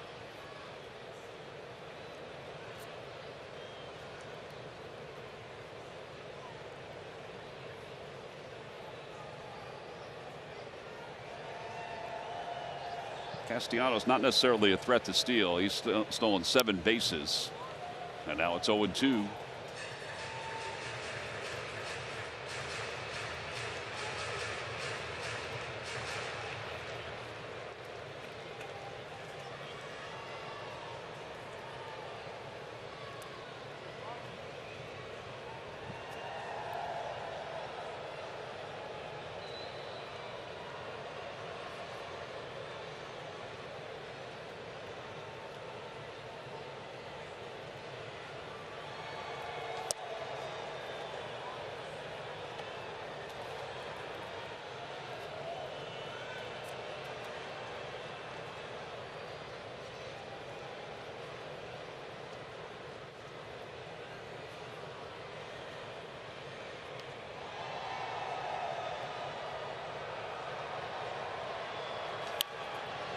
Marsh stays alive. Nice crowd on hand tonight for this Monday evening.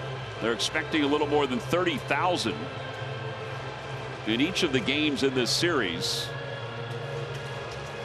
We've been to this ballpark where there's been 3,000. 0 people. They've really been. This is a remarkable turnaround for this franchise. Yeah, last 5 or 6 years. I mean, this franchise has been at the top of their game and one of the best in all of baseball, and the fans have come out to support them. It's 1 ball, 2 strikes, and a curveball just a bit high. 32,324 on hand here tonight.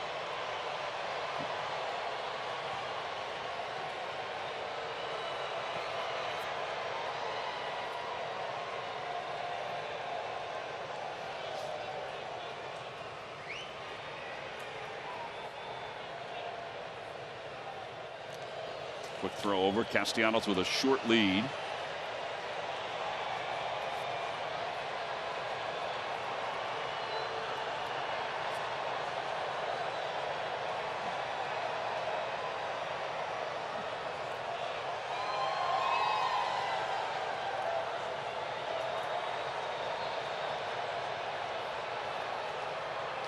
Three and two.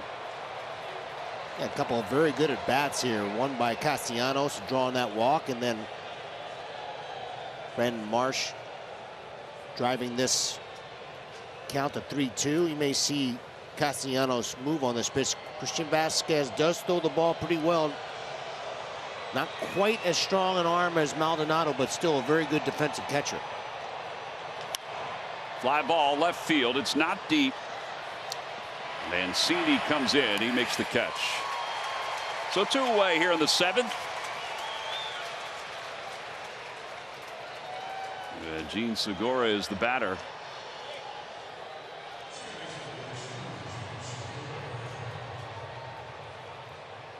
When you get a gapper, Tom, you need a gapper. Be nice to get a gapper. Yeah.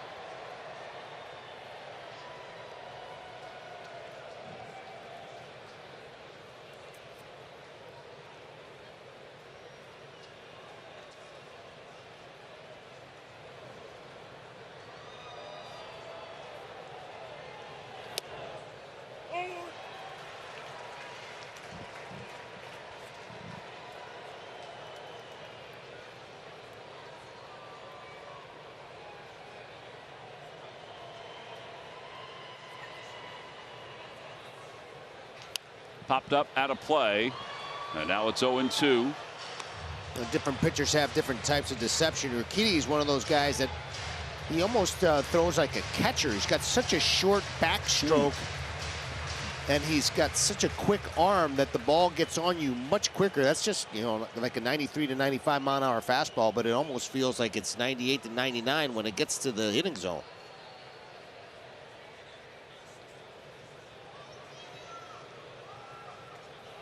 Oof. Way outside. And 1-2. Aaron Nola sitting all by himself on the bench. Again, there's not much that phases him. There really isn't. No. Not even this moment. He just wants to pitch. Fly ball right field. Going back is Tucker. He's there. Moves to his left a few steps, makes the catch. No runs, no hits. One man left. It's time to stretch. Let the man go to work. Phillies up 1-0. Papa Do's. All right, well, that's a really good preview of what's coming up on the postgame show, guys. Good talk. Here's Aaron Nola going to work in the 7th to Aledmys Diaz. Diaz up for the first time. He came on to replace Jose Altuve.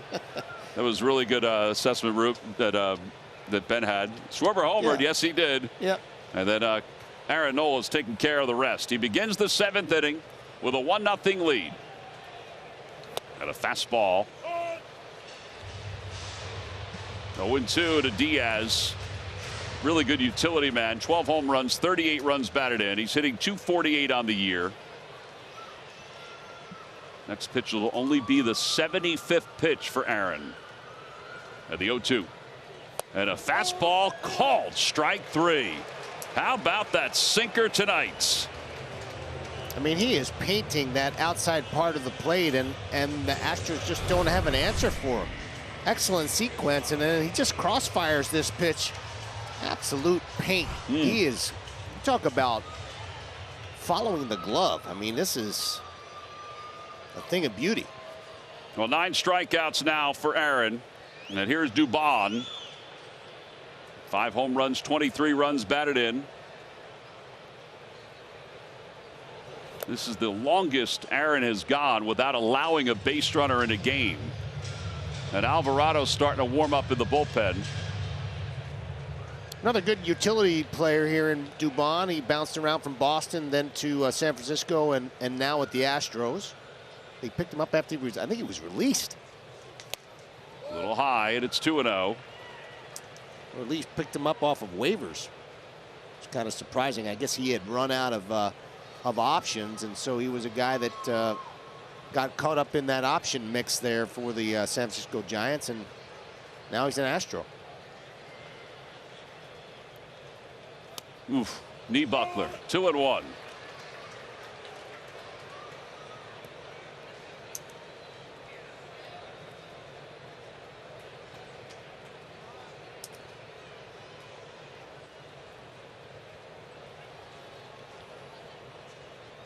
Bounced foul. 2-2.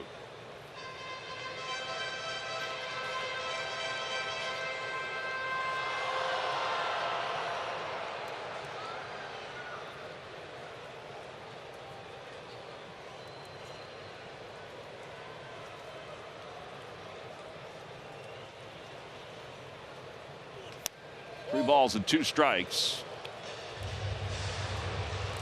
That's the pitch that he's been dotting right there on the outer part of that plate, but he just missed there.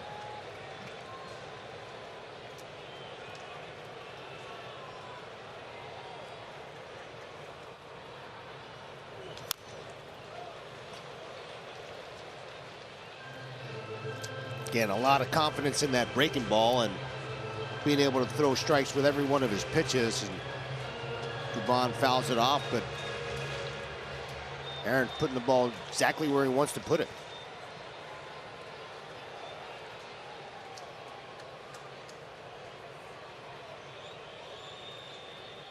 And now the 3-2. Popped up back of second base. And Gene Segura casually makes the catch. 2 away.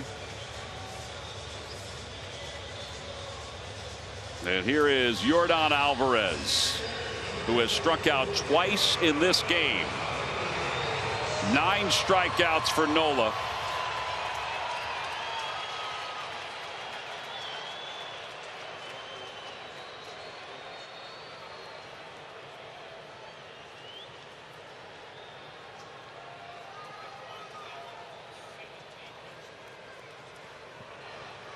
Hensley, who came on to play third, is in the on-deck circle for the Astros. That one's lined over the glove of a leaping Gene Segura. It's the first base runner of the night. 6 2/3 perfect innings for Aaron Nola. And his quest for perfection ends with a single, a sharp single by Yordan Alvarez into right field. The first base runner of the night. Now, this matches Aaron's career-long no-hit bid. Again, it was a fastball right down the middle of the plate, and Alvarez jumped all over it. I think Aaron wanted that ball inside a little bit, couldn't quite get it in on his hands, and Alvarez, one of the better hitters in the American League, gets a base knock, and now it's time for Aaron to bear down and get through this inning. Check swing. They appeal. No swing. 1 ball, no strikes to Hensley.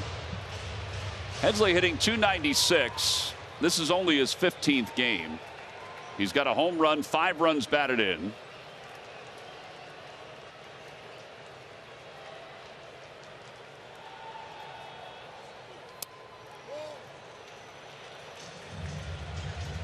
Kind of tough for prospects to be jumping into this lineup with as steady as has been over the years, and Hensley getting an opportunity here at the major league level now. Hit .298 in AAA with 10 homers and 57 runs batted in. 2 balls, no strikes. 3 balls, no strikes. Tucker's on deck. If he winds up losing him, Rob may go to Alvarado just because of the lefty-lefty matchup. I know it's not what anybody wants to hear, but he might.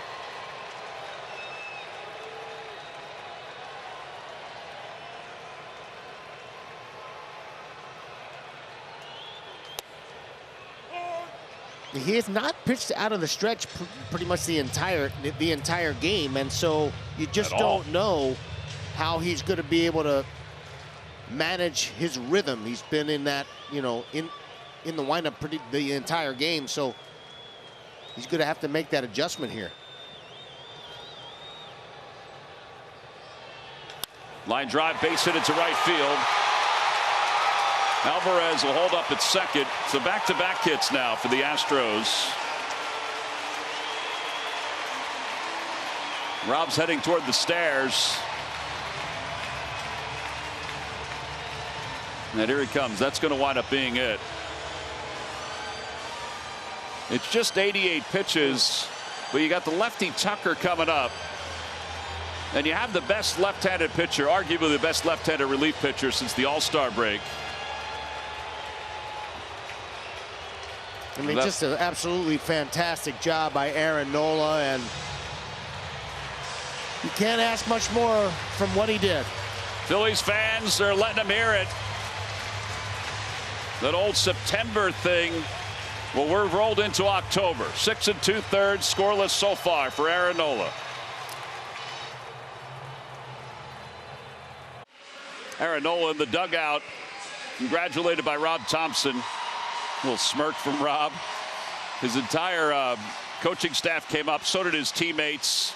First time he's actually broken a sweat, it seems, tonight.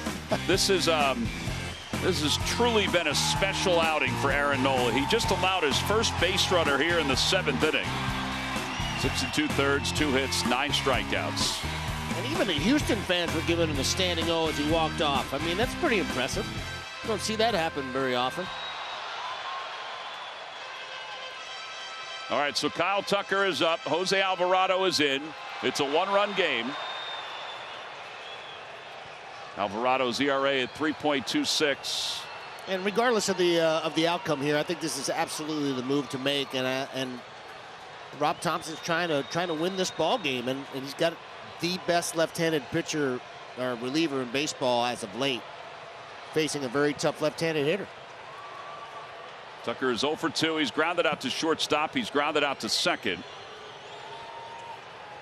Hope to get a ground ball here and get out of the inning.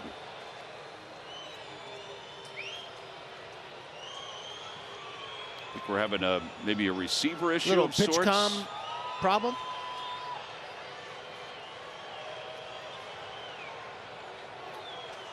There's a lot of looking around going on. Yeah.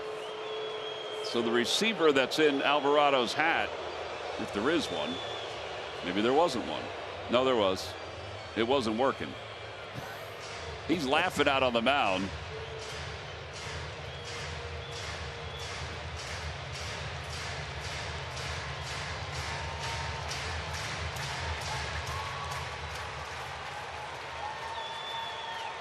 All right, now I think we're ready to go.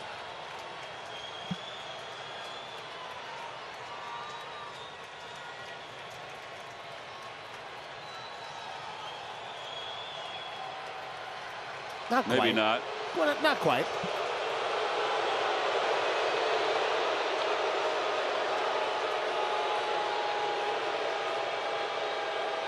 Houston fans getting a little restless. Yeah.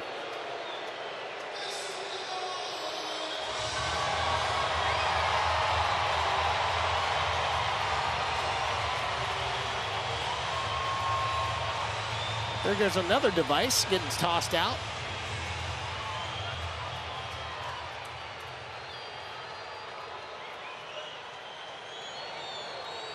All right, so they're just going to go the old-fashioned way.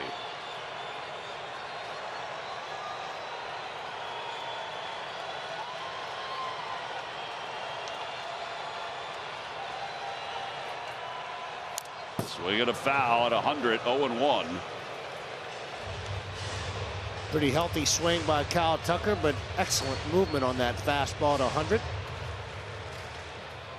See, the last 12 or 13 appearances, 12 and a third, 3 hits, no runs, 20 strikeouts.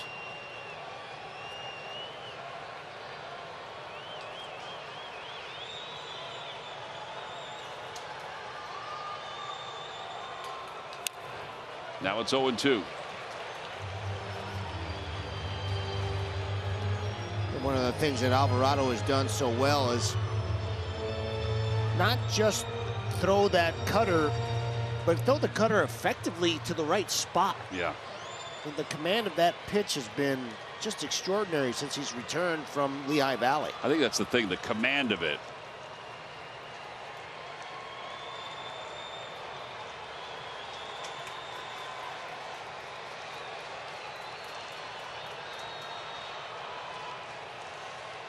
Inside, 1-2.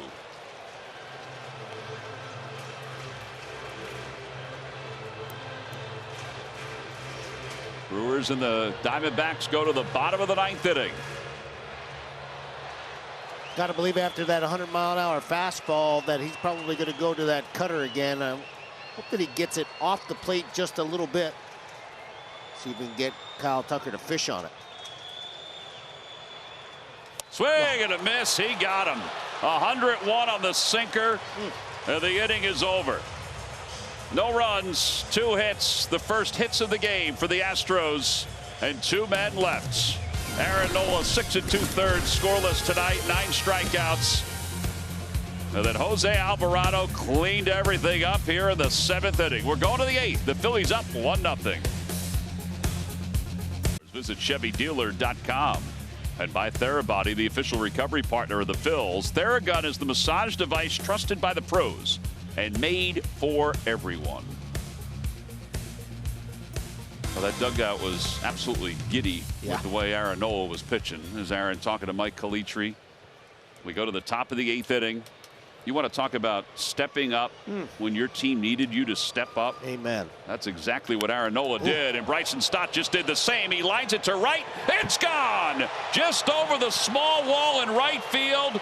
Bryson Stott has hit his 10th home run of the year, and the Phillies have a little insurance on top 2-0. Wow, he's been swinging the bat so well, and he gets a fastball in the inner part of the plate, and he jumps all over it. And I can't tell you how impressed I am by this young man who's really he's got a chance to be a shortstop here in Philadelphia for a long, long time. Nice short stroke to the ball. And he smokes this just over the line and gives the Phillies a 2-0 lead. Going through their celebration, which has evolved as the years gone on. And Kyle Schwarber takes inside. It's 1-0.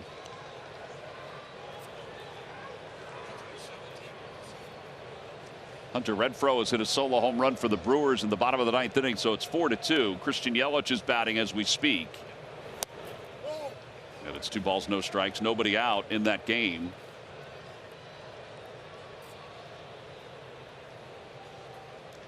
Two 2-0 to Schwarber, who started the game with a home run on the first pitch.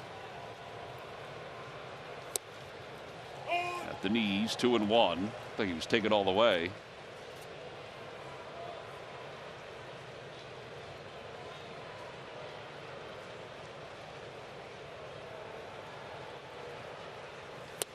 And a called strike 2, 2-2. Larry Vanover has been good tonight. He certainly was good for Aaron Nola. Not that Nola was out of the strike zone that much. Yeah, he was painting. I mean, he was throwing strikes, and as was Lance McCullers, and Urquidy's kind of following in suit here.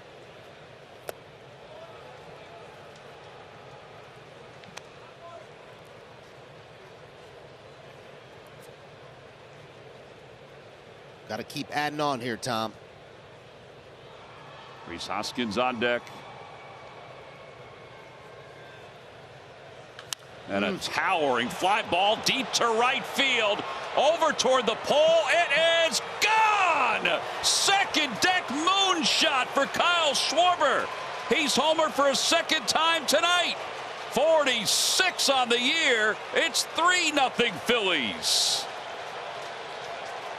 Well, he added on in a big way. He takes a little fastball to left in his first at bat, and this is an Urquidy fastball in, and he crushes it to right field.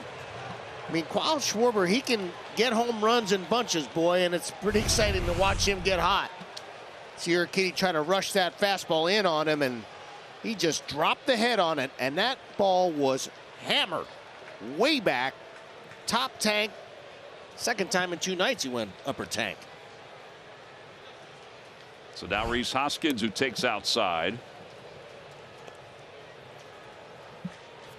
Breathing room for the Phils. Back-to-back home runs. 199 home runs now for Kyle. 2-0.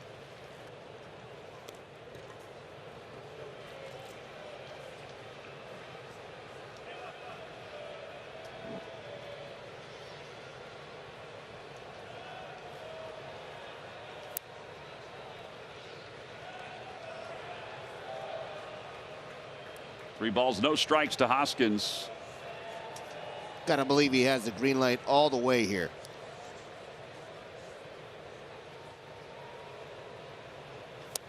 Taking 3-1. Well, that wasn't one of those pitches you wanted to hack on. That was absolutely painted on the outside part of the plate.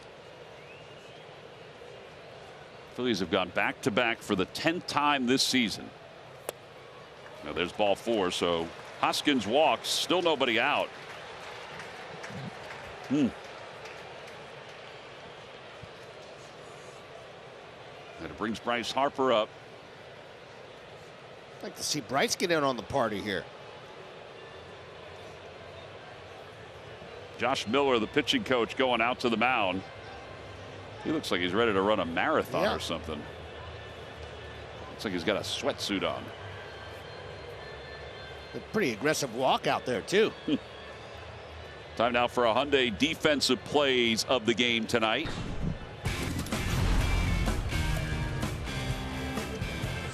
Here we go. Yeah, beautiful play by Bryson Stott, ranging over to his left and throwing that patented one hopper over to Rhys Hoskins. Checks his hand, but that's the Hyundai defensive play of the game, brought to you by your local Hyundai dealers. All right, so Bryce Harper up. Nobody out. Runner at first base. Phillies up 3-0. Fouled back to the screen. It's 0-1.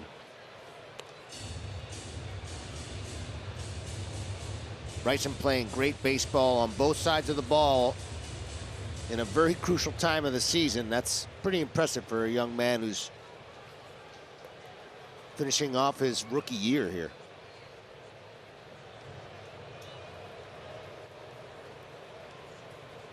Swing and a miss. 0-2.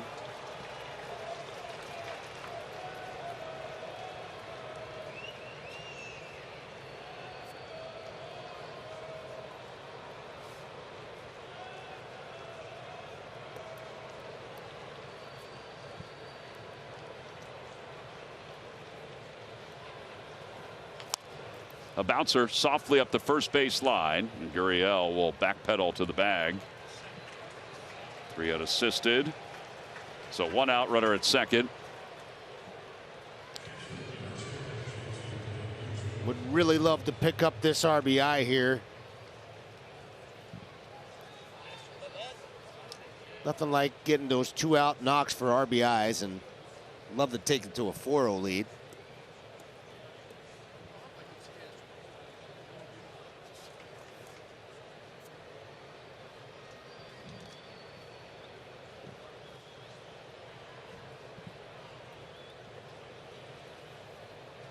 And a high fly ball down the left field line. That's hooking foul.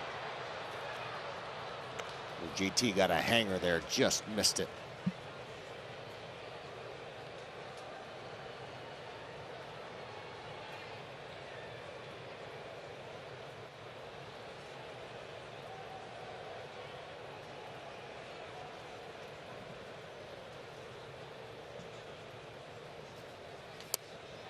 Oh, 0-2.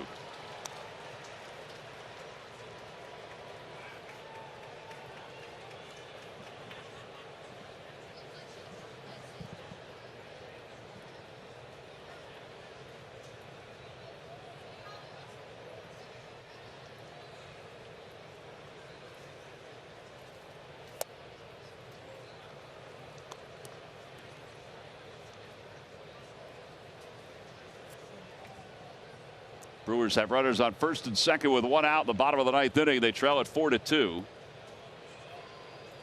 Rowdy Tellez is up at the plate. Joe Mantiply on the mound.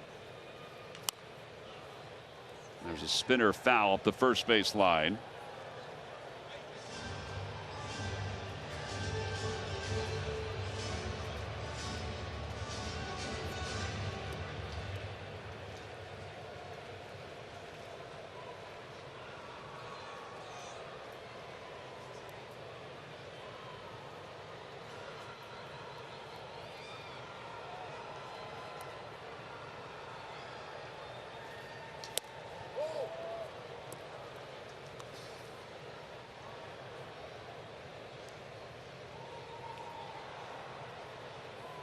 To see one of those little line drives to right field, just to drop in front of the right fielder. JT's got that going. He has that in his game. Little tapper back to the mound. They look Hoskins back to second. 2 outs for the runner at second base. Alec Bohm is coming up.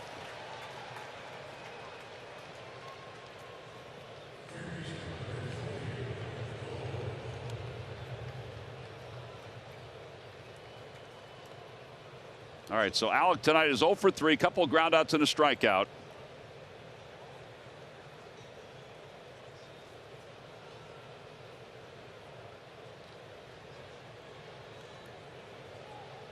Alvarado getting ready to come in for his second inning of work. Off the hands, popped up. Vasquez, the catcher, he's under it. That makes the catch. Inning is over, but what an inning it was. The Phillies scored 2 on 2 solo home runs back to back. We'll go to the bottom of the 8th, 3-0 Phils. Brought to you by the Toyota Camry, now with available all-wheel drive. Visit your local tri-state Toyota dealer today. By Xfinity, supercharge your home with supersonic Wi-Fi, only from Xfinity. By Citizens, official bank of the Phils. And by Independence Blue Cross. Learn more at IVX.com. Back here in Houston, they're watching what's going on here on the field, but they're also watching what's going on in Milwaukee. And the Brewers have just tied the ball game up at 4. Joe Mantiply on the mound, Caratini at the plate. Christian Walker can't handle that hotline drive. And 2 runs cross the plate for the Brewers. They tie it at 4. Is it Christian Walker a Philly guy? He's got to make a play there, doesn't he? He is. That ball was hit sharply. Here's Gurriel to lead things off. A bouncer right side. Alvarado gets over to cover. 3-1 on the putout. And 1 away. So they're tied at 4. That's okay. The Phillies hopefully going to finish this off here. They've got 5 outs to go.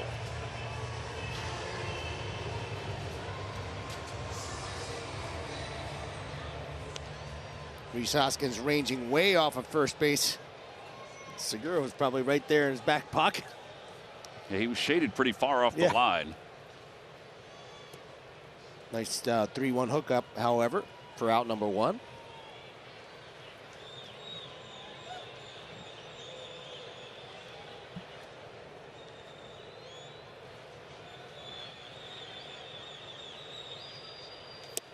First pitch to Mancini is in for a strike. 0-1.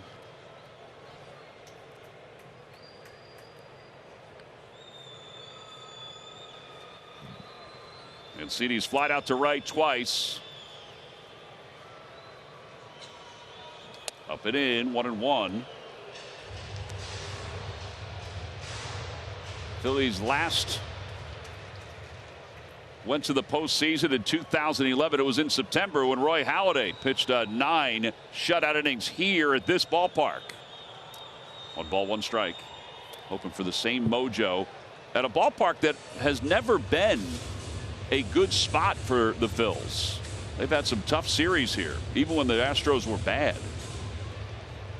But they got an incredible night tonight from Aaron Nola. 6 2/3, 2 hits. And no runs. And then the bats, well, they've done enough so far with 3 solo home runs. 2 balls, 1 strike. Low, 3-1. Still plenty of life on that fastball, Alvarado. Got to go right after him here.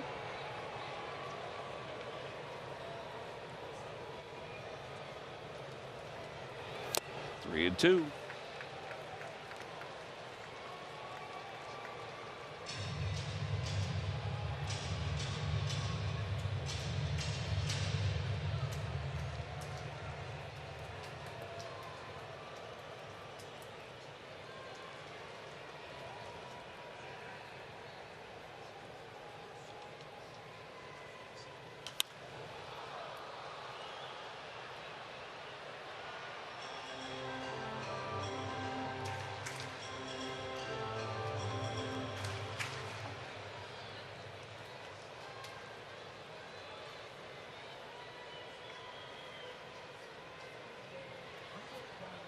Well, they go to the top of the 10th inning in Milwaukee. Tied up at 4. Here it's 3-0 Phillies. 3 runs on 8 hits for the Phils. Mancini fouls it back. It remains 3-2.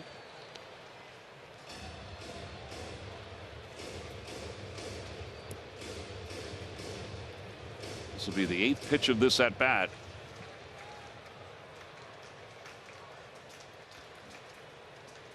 Alvarado doing a nice job of just rearing back and firing and trusting his stuff.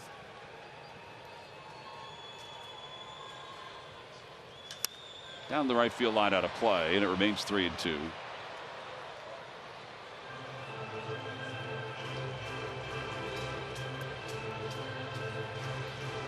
Trey Mancini overcoming his health issues, but became a bit of a folk hero there in Baltimore.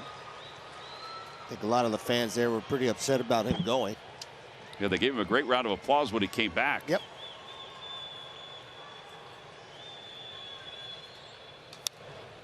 Good hack, and he fouls it back. It remains 3-2. Just power against power here. They're going after each other, and I'd like to see Alvarado continue to pump that 100-mile-an-hour fastball. He may mix it up with a little cutter here now that he's got Trey Mancini in swing mode.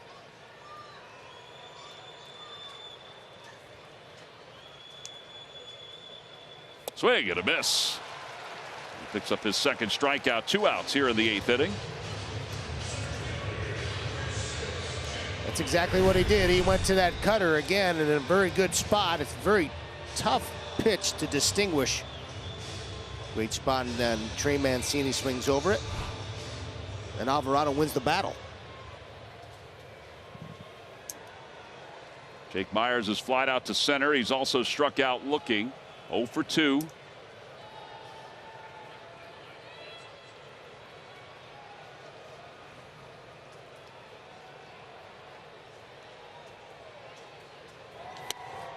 One and 0.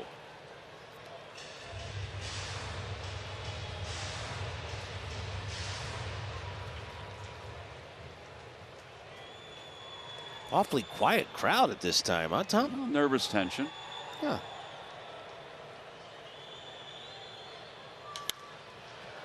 A lot of people left. Not a lot of people, but some left after Aaron Nola's quest for perfection ended on the Alvarez single to right. Well, all the Phillies fans haven't. None of those fans have left. They're locked down in their seats. 1 ball, 1 strike.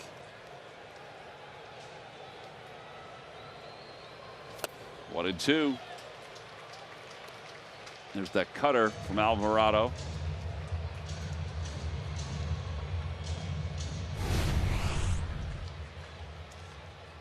That ball just disappears. I mean, it comes out of his hand as a fastball and then cuts down and in on those right-handers. It's been a devastating pitch for him.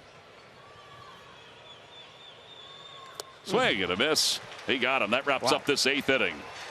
3 strikeouts on the night for Alvarado. We'll head to the 9th. Phillies on top 3-0. Castellanos to lead it off when we get back.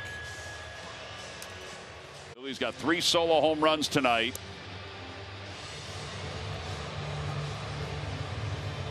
Phil Maton is on to pitch. His brother Nick is in the Phillies dugout. His mom Ellen is in the stands wearing a dual T-shirt tonight.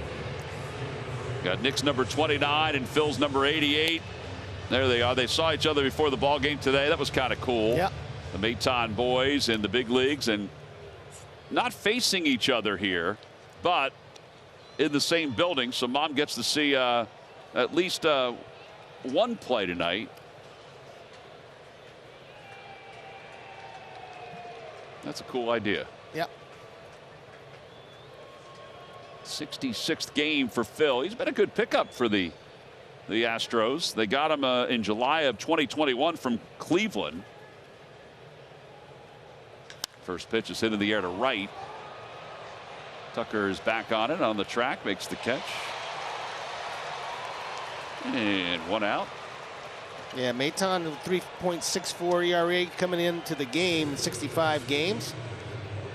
He's got 13 holds and just a 1.2 whip. I mean, this bullpen has just been lights out, and it's got a tremendous amount of depth. And in a lot of ways, I mean, they've retread some guys and got a lot of production out of them. Yeah, that does happen, though, as you know. And they got veteran guys back there, which I think is a good thing to do when you have a good quality staff. As far as your starters go, is to have those more veteran guys pitching in your bullpen, because there's, they've been through the wars. Something I thought was very important for championship caliber clubs. Breaking ball, and it's 1-1. By the way, it's Zach Eflin warming up in the bullpen for the Phillies with a 3-run lead. Interesting. Well, mixing it up a little bit. There's Sir Anthony sitting on the chair. Arizona, thanks to Dalton Varsho's RBI singles, taking a 5-4 lead. Down the left field line for Marsh. And that is a fair ball, and it's going to kick around in the corner. And Marsh is going to speed to second base with his second hit of the night. Excellent placement there by Marshy. He carried his bat almost all the way down to first base and then finally dropped it. There's just not much room down there. He gets beat on this pitch a little bit, gets sawed off, but flips it on down there. He holds onto the bat maybe a little too long. Drops in fair, and he gets into second base easily. And now Gene Segura. Segura is 0 for 3. He's grounded out twice and flied out to right field. First pitch is in there, 0-1. Maton will throw that 44% four seamers, 31% curveball. He's got a slider, sinker, an occasional cutter.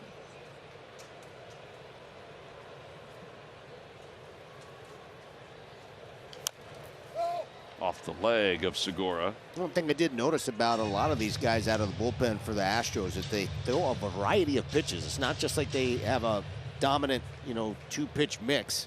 Most of these guys are throwing, 3 or 4 pitches, which you don't see all that often out of guys out of the pen. Usually have a dominant two-pitch mix or something like that. But these guys have got a whole boatload of different pitches.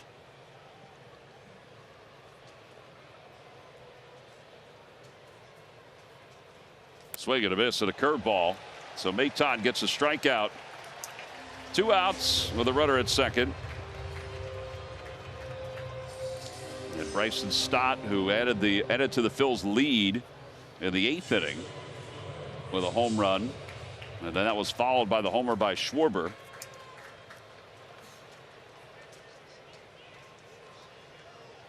Will be the hitter.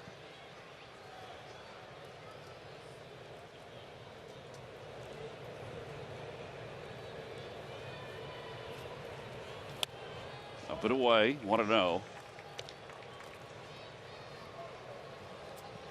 They're going to the bottom of the 10th inning in Milwaukee. Arizona 5, Milwaukee 4. So the extra runner will be placed at second base for the Brewers. They've been busy with those extra inning games recently. Up high, 2-0.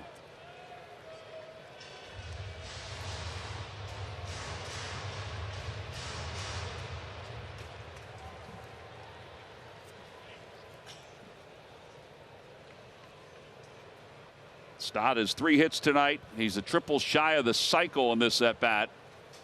The count 2-0. Outside 3-0.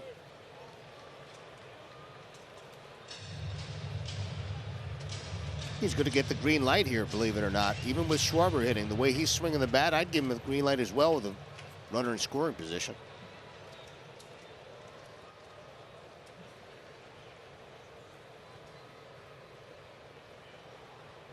Ball 4.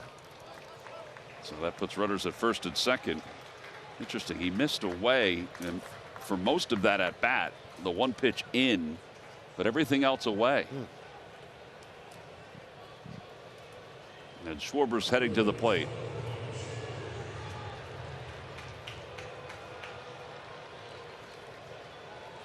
Two solo home runs for Schwarber. 199 home runs in his career. Love to see him put this game away here. First pitch is in there, 0-1. It looks like Maton feels a little bit more comfortable with his command of his curveball than he does with his fastball at this stage.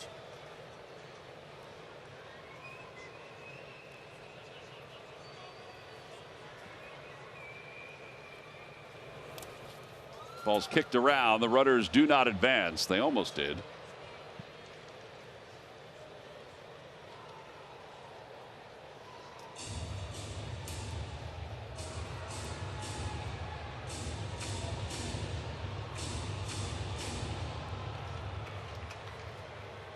When he hits his home runs, he hits them in bunches. We've seen him go deep multiple times.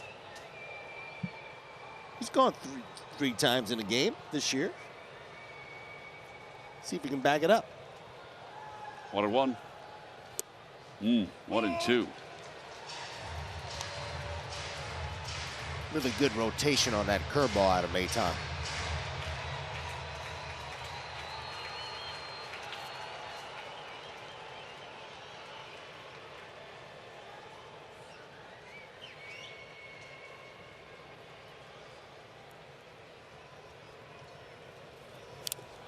Swing and a foul tip. Remains 1-2.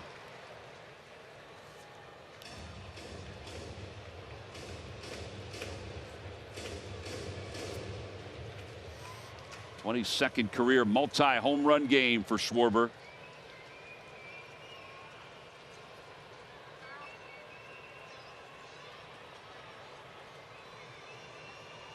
And the pitch. Fouled back. He got a good pitch to hit there. Gotta believe he's going to come back with that breaking ball. Hopefully he hangs one for him.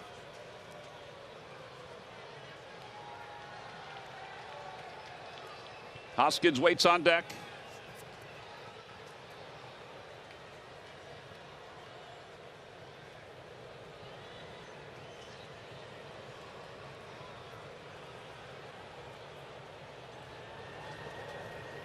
Check swing. He went.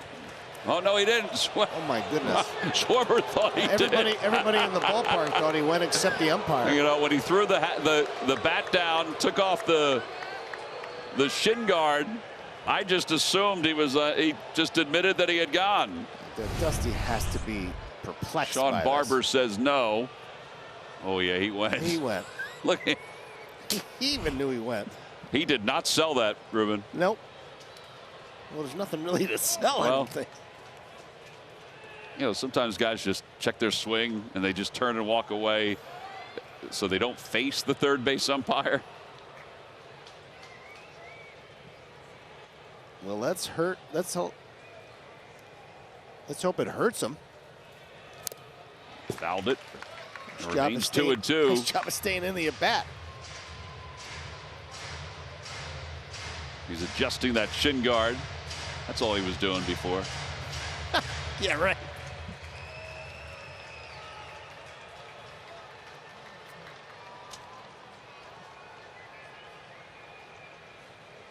There's the update.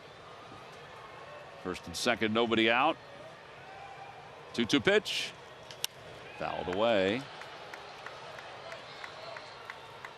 Schwarb's trying to take advantage of the brand new life he has in this at bat.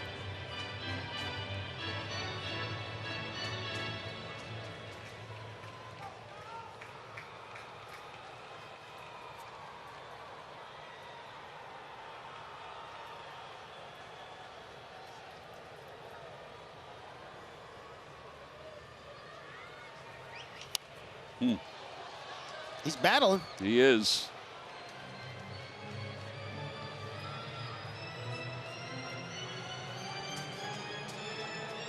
Next pitch will be the 10th.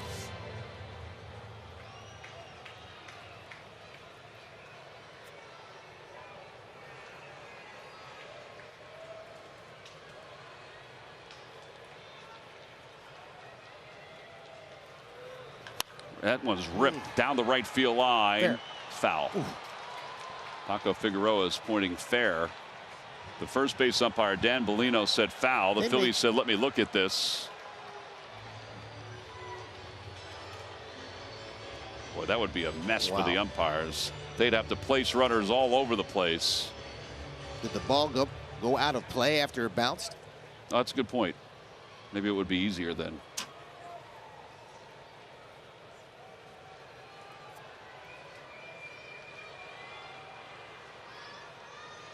Two and two.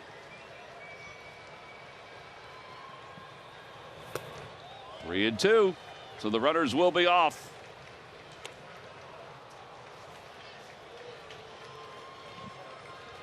All right, Adames' RBI single makes it 5-5. They still have runners at first and third after that base hit. Hunter Renfroe's up. 3-2, runners go. Bounced foul on the right side. It remains 3-2. Now, great at bat by Kyle Schwarber, fighting off some tough pitches, and hopefully he gets one in the middle of the plate here. JT enjoying the tunes that are being blasted through Minute Maid Park.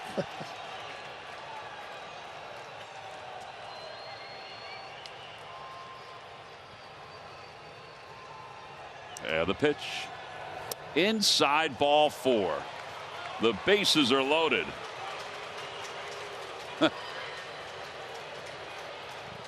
13 pitch at bat.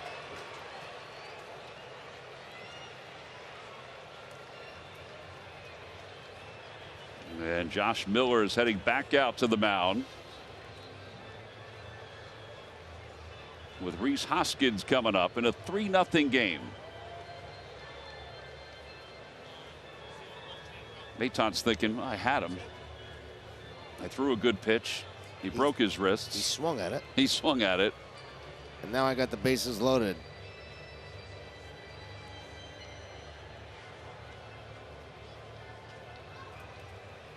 All right, so the bases loaded for Rhys, who is 0 for 3 tonight with a walk.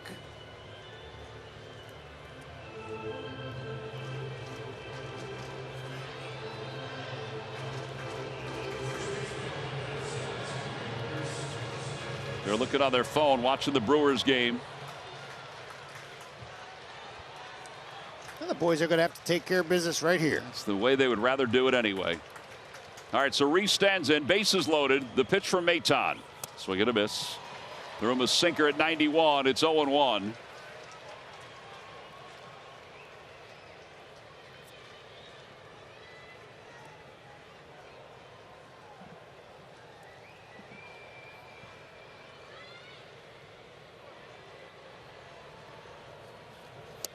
And 2. Now Rhys got to try to battle, put the ball in play, see if he can make something happen.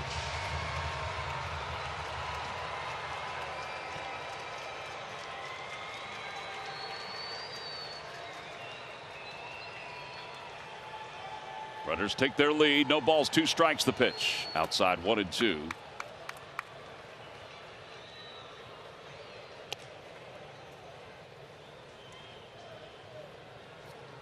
Maton's thrown a lot of pitches in this inning. This will be his 28th of the inning.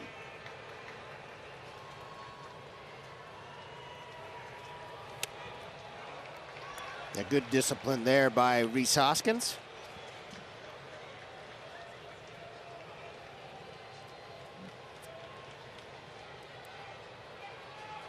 See the base runners. With a count, 2 balls, 2 strikes. And the pitch. Swing and a miss.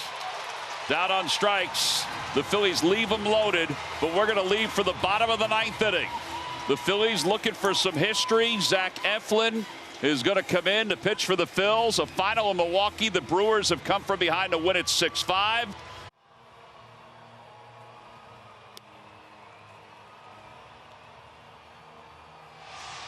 Phillies' magic number is at 1. They lead it 3-0 as we go to the bottom of the 9th inning here at Minute Maid Park.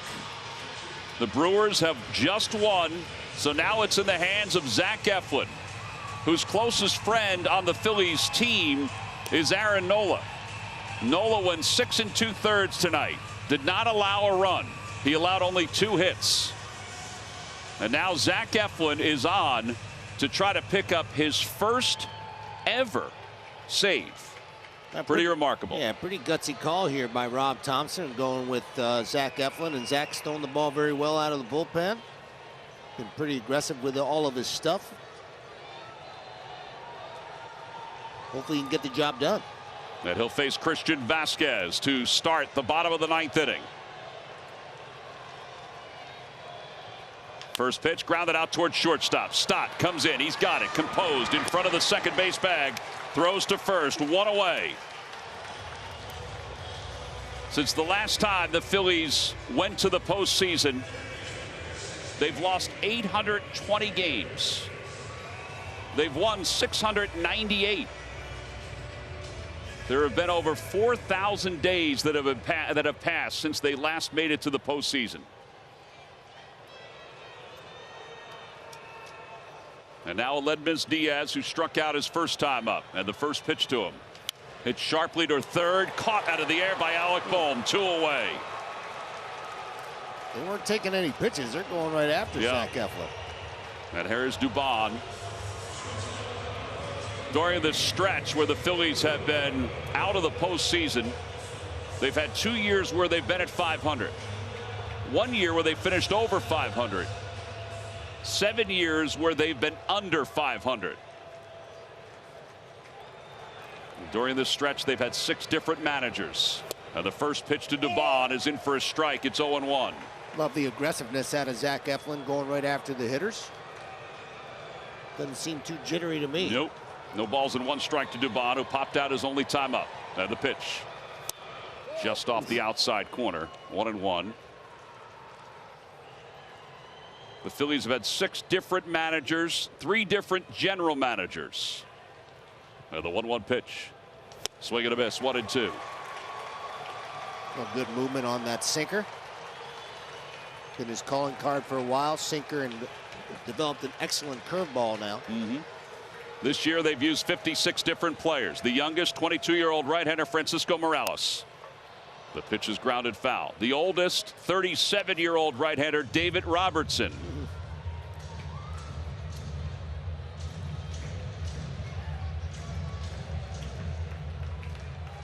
Overall, there have been 293 different players that the Phillies have used since their last trip to the postseason.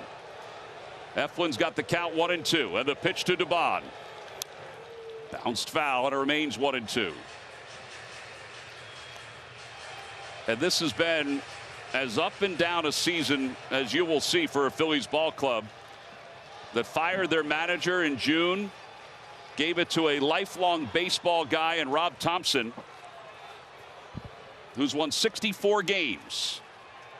And again, the 1-2 pitch. Just missed outside. 2-2.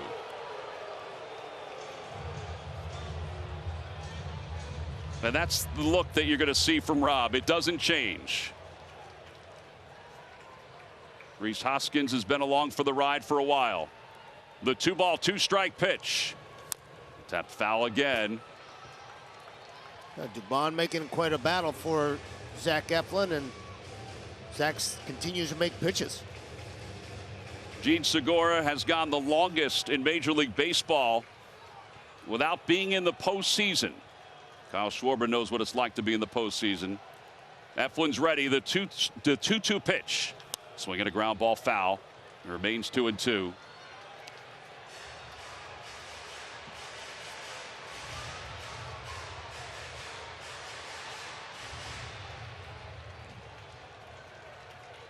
The last postseason game for the Phillies, October 7th, 2011, a 1-0 loss to the Cardinals. It's 2 balls and 2 strikes. Eflin's ready, and the pitch. Line drive down the left field line, foul. It remains 2-2.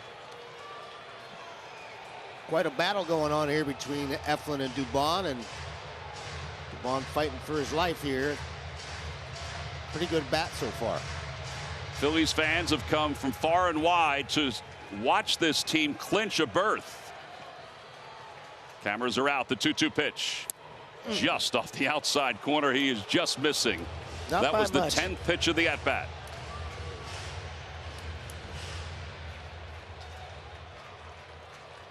So now 3-2. Eflin looking for his first career save. What a spot. It's 3 balls and 2 strikes. The pitch. Fouled off Larry Vanover, the home plate umpire.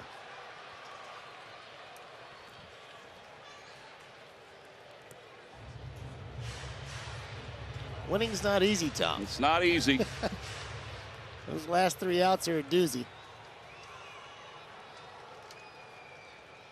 Eflin's got his signs. Real Muto sets up outside. The 3-2 pitch. Swinging a fly ball. Shallow center field. Coming on is Marsh. Still coming on. Makes the catch. The ball game is over. The drought is over after 11 seasons. The Philadelphia Phillies are going back to the postseason. They'll represent the National League as a wild card representative. And they celebrate behind the mound, and this is a long time coming. Well, you talk about a total team effort from these guys. I mean, everybody from the starters to the relievers, and so many different combinations and permutations of players, and they finally got it done. And just a tremendous job by Rob Thompson keeping things together. Keeping things together. They were under 500 when Rob Thompson took over. He's won 65 games as the skipper of the Fightin' Phils. They asked for Red October for the last several years, and guess what? They have stormed into Red October. They didn't have to rely on anybody in Milwaukee tonight. They just relied on themselves here in Houston. And how fitting was it that Aaron Nola pitched the type of game that he pitched tonight, and it was finished off by his best friend, getting his very first save opportunity and very first major league save in Zach Eflin. Aaron Nola went 6 2/3 scoreless here tonight. A remarkable choice by Rob Thompson to select Zach Eflin to try to close the door. He probably represents the ups and the downs of this season as much as anybody else. Hey, there's a guy who started off the season as like a number 3 starter, and because of his knee issues could not go, and for him to battle back. And the one thing that he wanted to do, Zach Eflin, was to make sure that he finished off the season pitching, and he finished it off the clinching game by getting the last save. I mean, it's just amazing. Aaron Nola is our Chevrolet player of the game, 6 2/3. Look at 2011. Look at the foundation in 2011. Ryan Howard, Chase Utley, Jimmy Rollins, Roy Halladay. And the foundation here in 2022, Bryce Harper, JT Realmuto, Rhys Hoskins, Aaron Nola, Kyle Schwarber. And here's the final out. Zach Eflin can sense it. Yes! Oh, he's fired up. That's a lot of frustration that he's had over the course of his career. And, so much. And JT as well, who has not been in the postseason either. And Rhys Hoskins obviously very jubilant. And how about the celebration of Phillies fans that are behind the dugout here in Houston? Gene Segura, we mentioned, he's got the longest drought of anybody in Major League Baseball without getting into the postseason. He's all smiles. Ruben mentioned JT. He's number 2. The list of pitchers includes Aaron Nola and Zach Wheeler. And you've got to feel great for all the guys who are, all the people, the coaches, the staff members that are here grinding it out every single day. I mean, this is a total team effort, more so now than at any other time. The medical people, the people that are working in the clubhouse, all the analytics folks, everyone who contributed to this season, and they should all feel very, very proud right now. It's a great, great feeling. And you know what? Bryce Harper, there's been a lot put on his shoulders after he signed the big deal to come to Philadelphia. He watched his former team win a world championship while he was in Philadelphia. But here he is taking the Phillies, helping to take the Phillies. He didn't just take them, he's helped them go to the postseason for the first time since 2011. Yeah, as I said, I mean, this is an MVP-type player, and he's been struggling a little bit lately, but he did some serious damage before he was hurt again and breaking his thumb. But he's bounced back, and it's been just been a great overall team effort. And thanks to the Houston Astros, who showed an awful lot of class by putting "Congratulations, Philadelphia" up on the big board in right center field. That's really cool. It's really cool. Second time the Phillies have clinched a postseason berth here in Houston. The last time was 2011.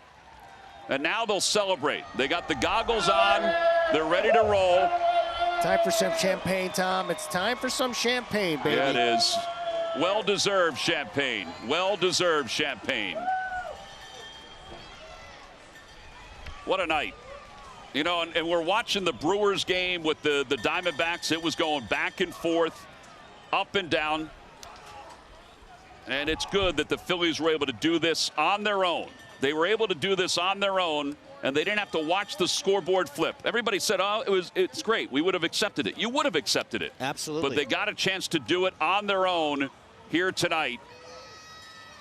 And Rhys Hoskins is celebrating near the dugout with his wife, Jamie. She's been along for the ride, like so many spouses have been. John Middleton and his wife, Lee, are down near the dugout as well. They're embracing Kyle Schwarber as we speak.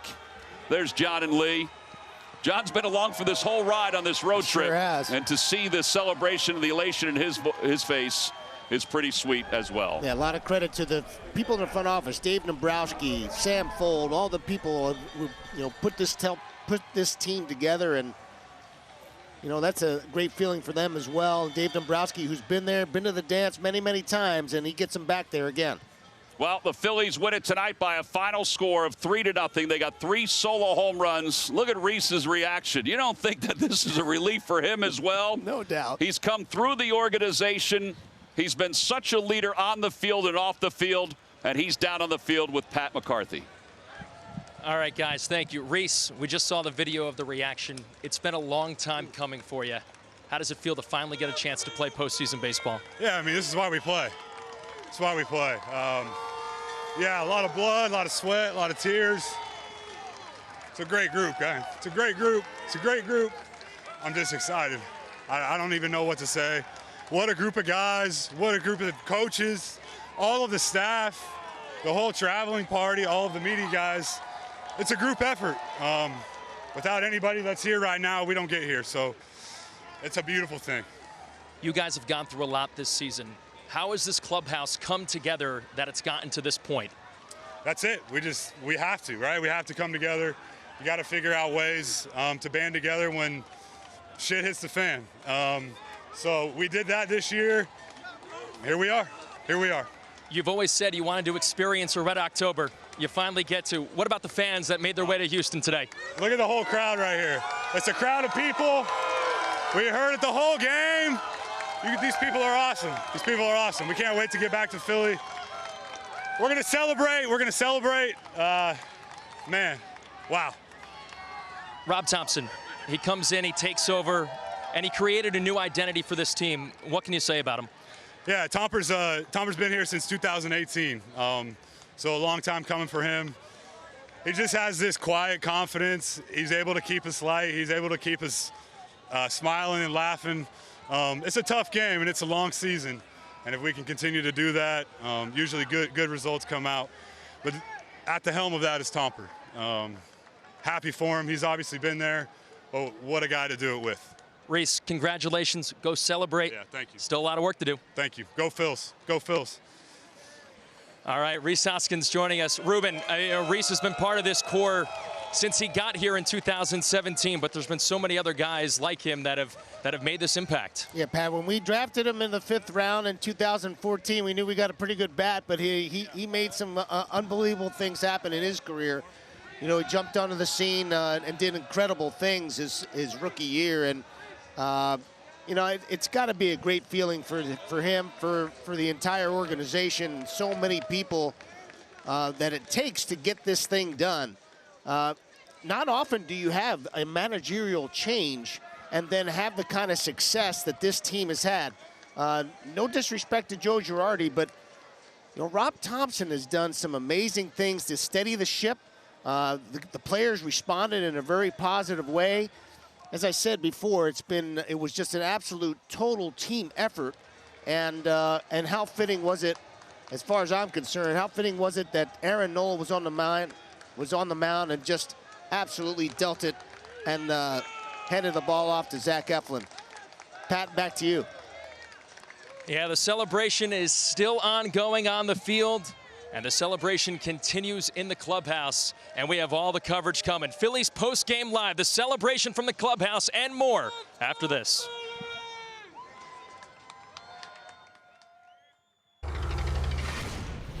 Dubon waiting on the 12th pitch, and here it is. Swung on, popped up, shallow center, coming on. Marsh on the run. And the Phillies, for the first time in 11 years, will head back to the postseason. They stream out of the dugout and celebrate at the pitcher's mound as the Phillies have rallied from their slow start, and they have taken the final spot in the National League playoffs. Good. I just wanted to, I had faced a lot of those guys before. I faced some of them back in 2017, so it's been a while. But just wanted to go what I've been trying to do all year is go fill up the zone, get strike one, get early outs, and I did that for the most part. Really good plays behind me in the field, and guys hit tonight. So, and then my dude on his long road back had me close it out. So it was sweet, man. It was amazing. It was honestly amazing. I thought he was going to give us a day off, but he decided to give up a couple hits. But no, I was so blessed to be able to throw those last 3 outs. And it's been 8 years in the making, man. I think 9 or 10 years together.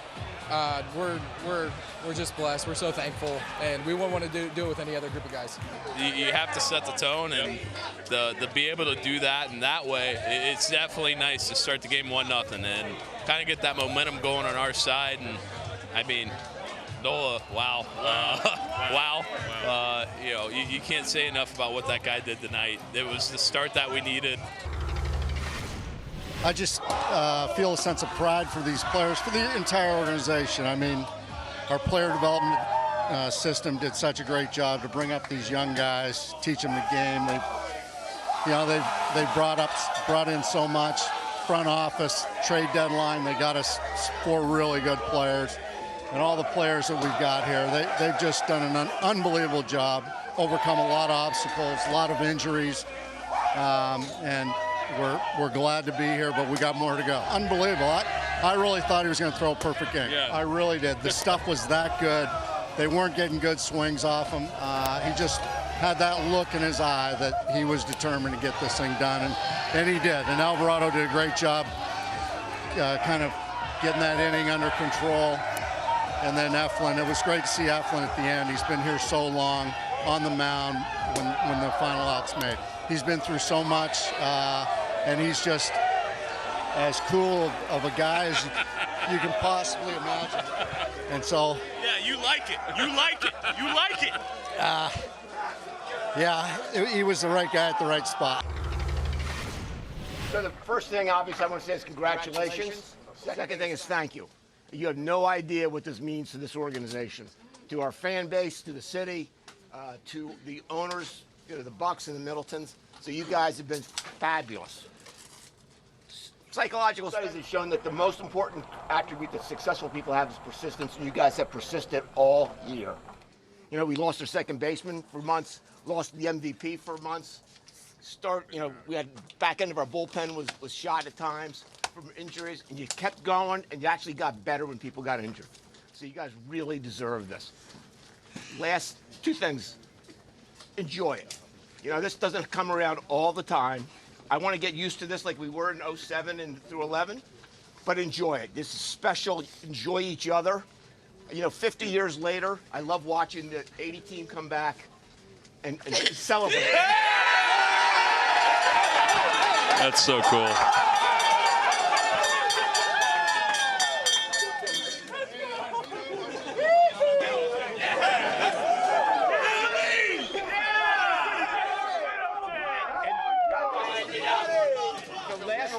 Say is we didn't come here just to be here tonight. Damn right. We did. If you look at the playoff teams and you look at our season record against them, we've beaten a lot of them. Come on. There's no reason why we can't just keep on going from here, guys. Come on. So relax, believe in yourselves, believe in each other, and play fearlessly. Good heat.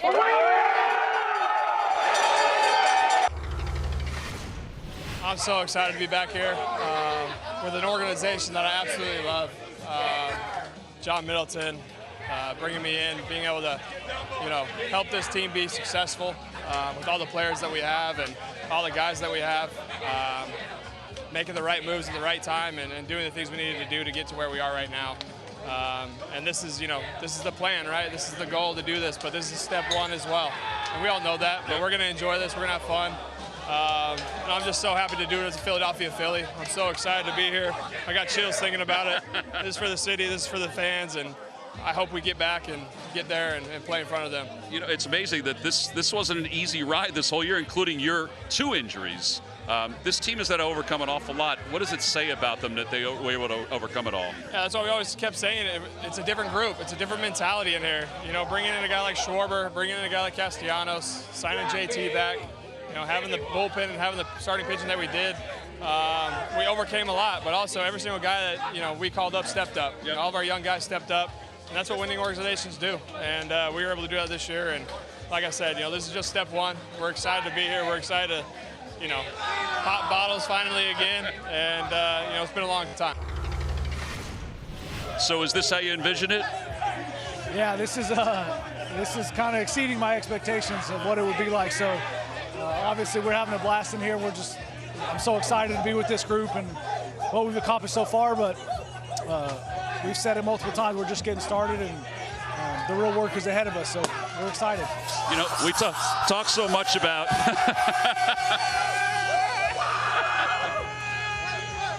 so great. Our eyes are going to be burning tomorrow. Oh, yeah, they're burning. You know, we talk so much about, you know, just the amount of games that you've played.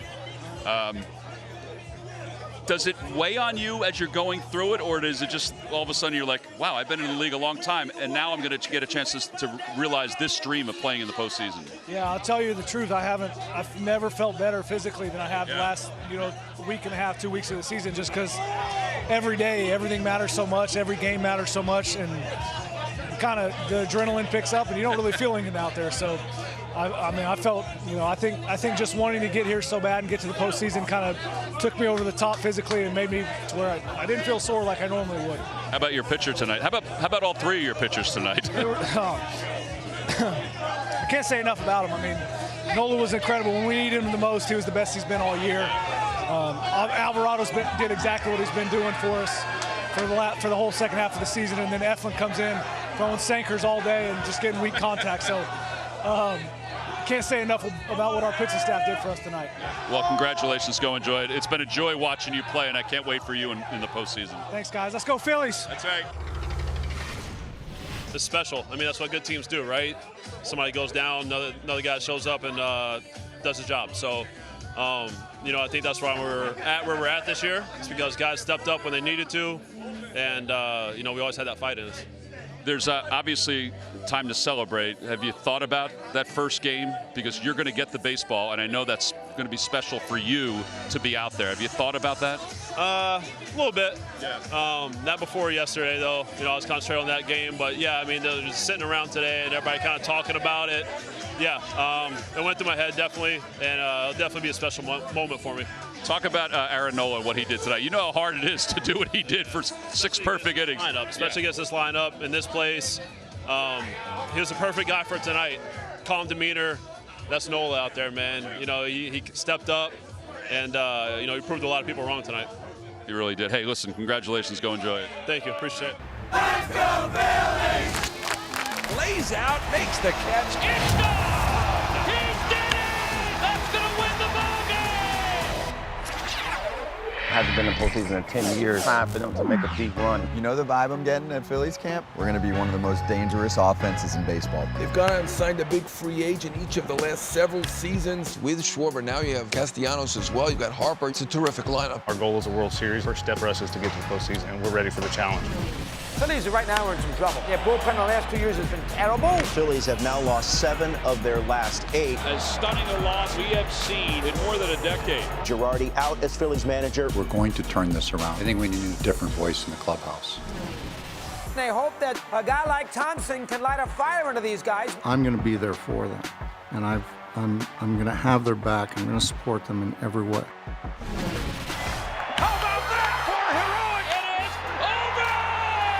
What a ball game.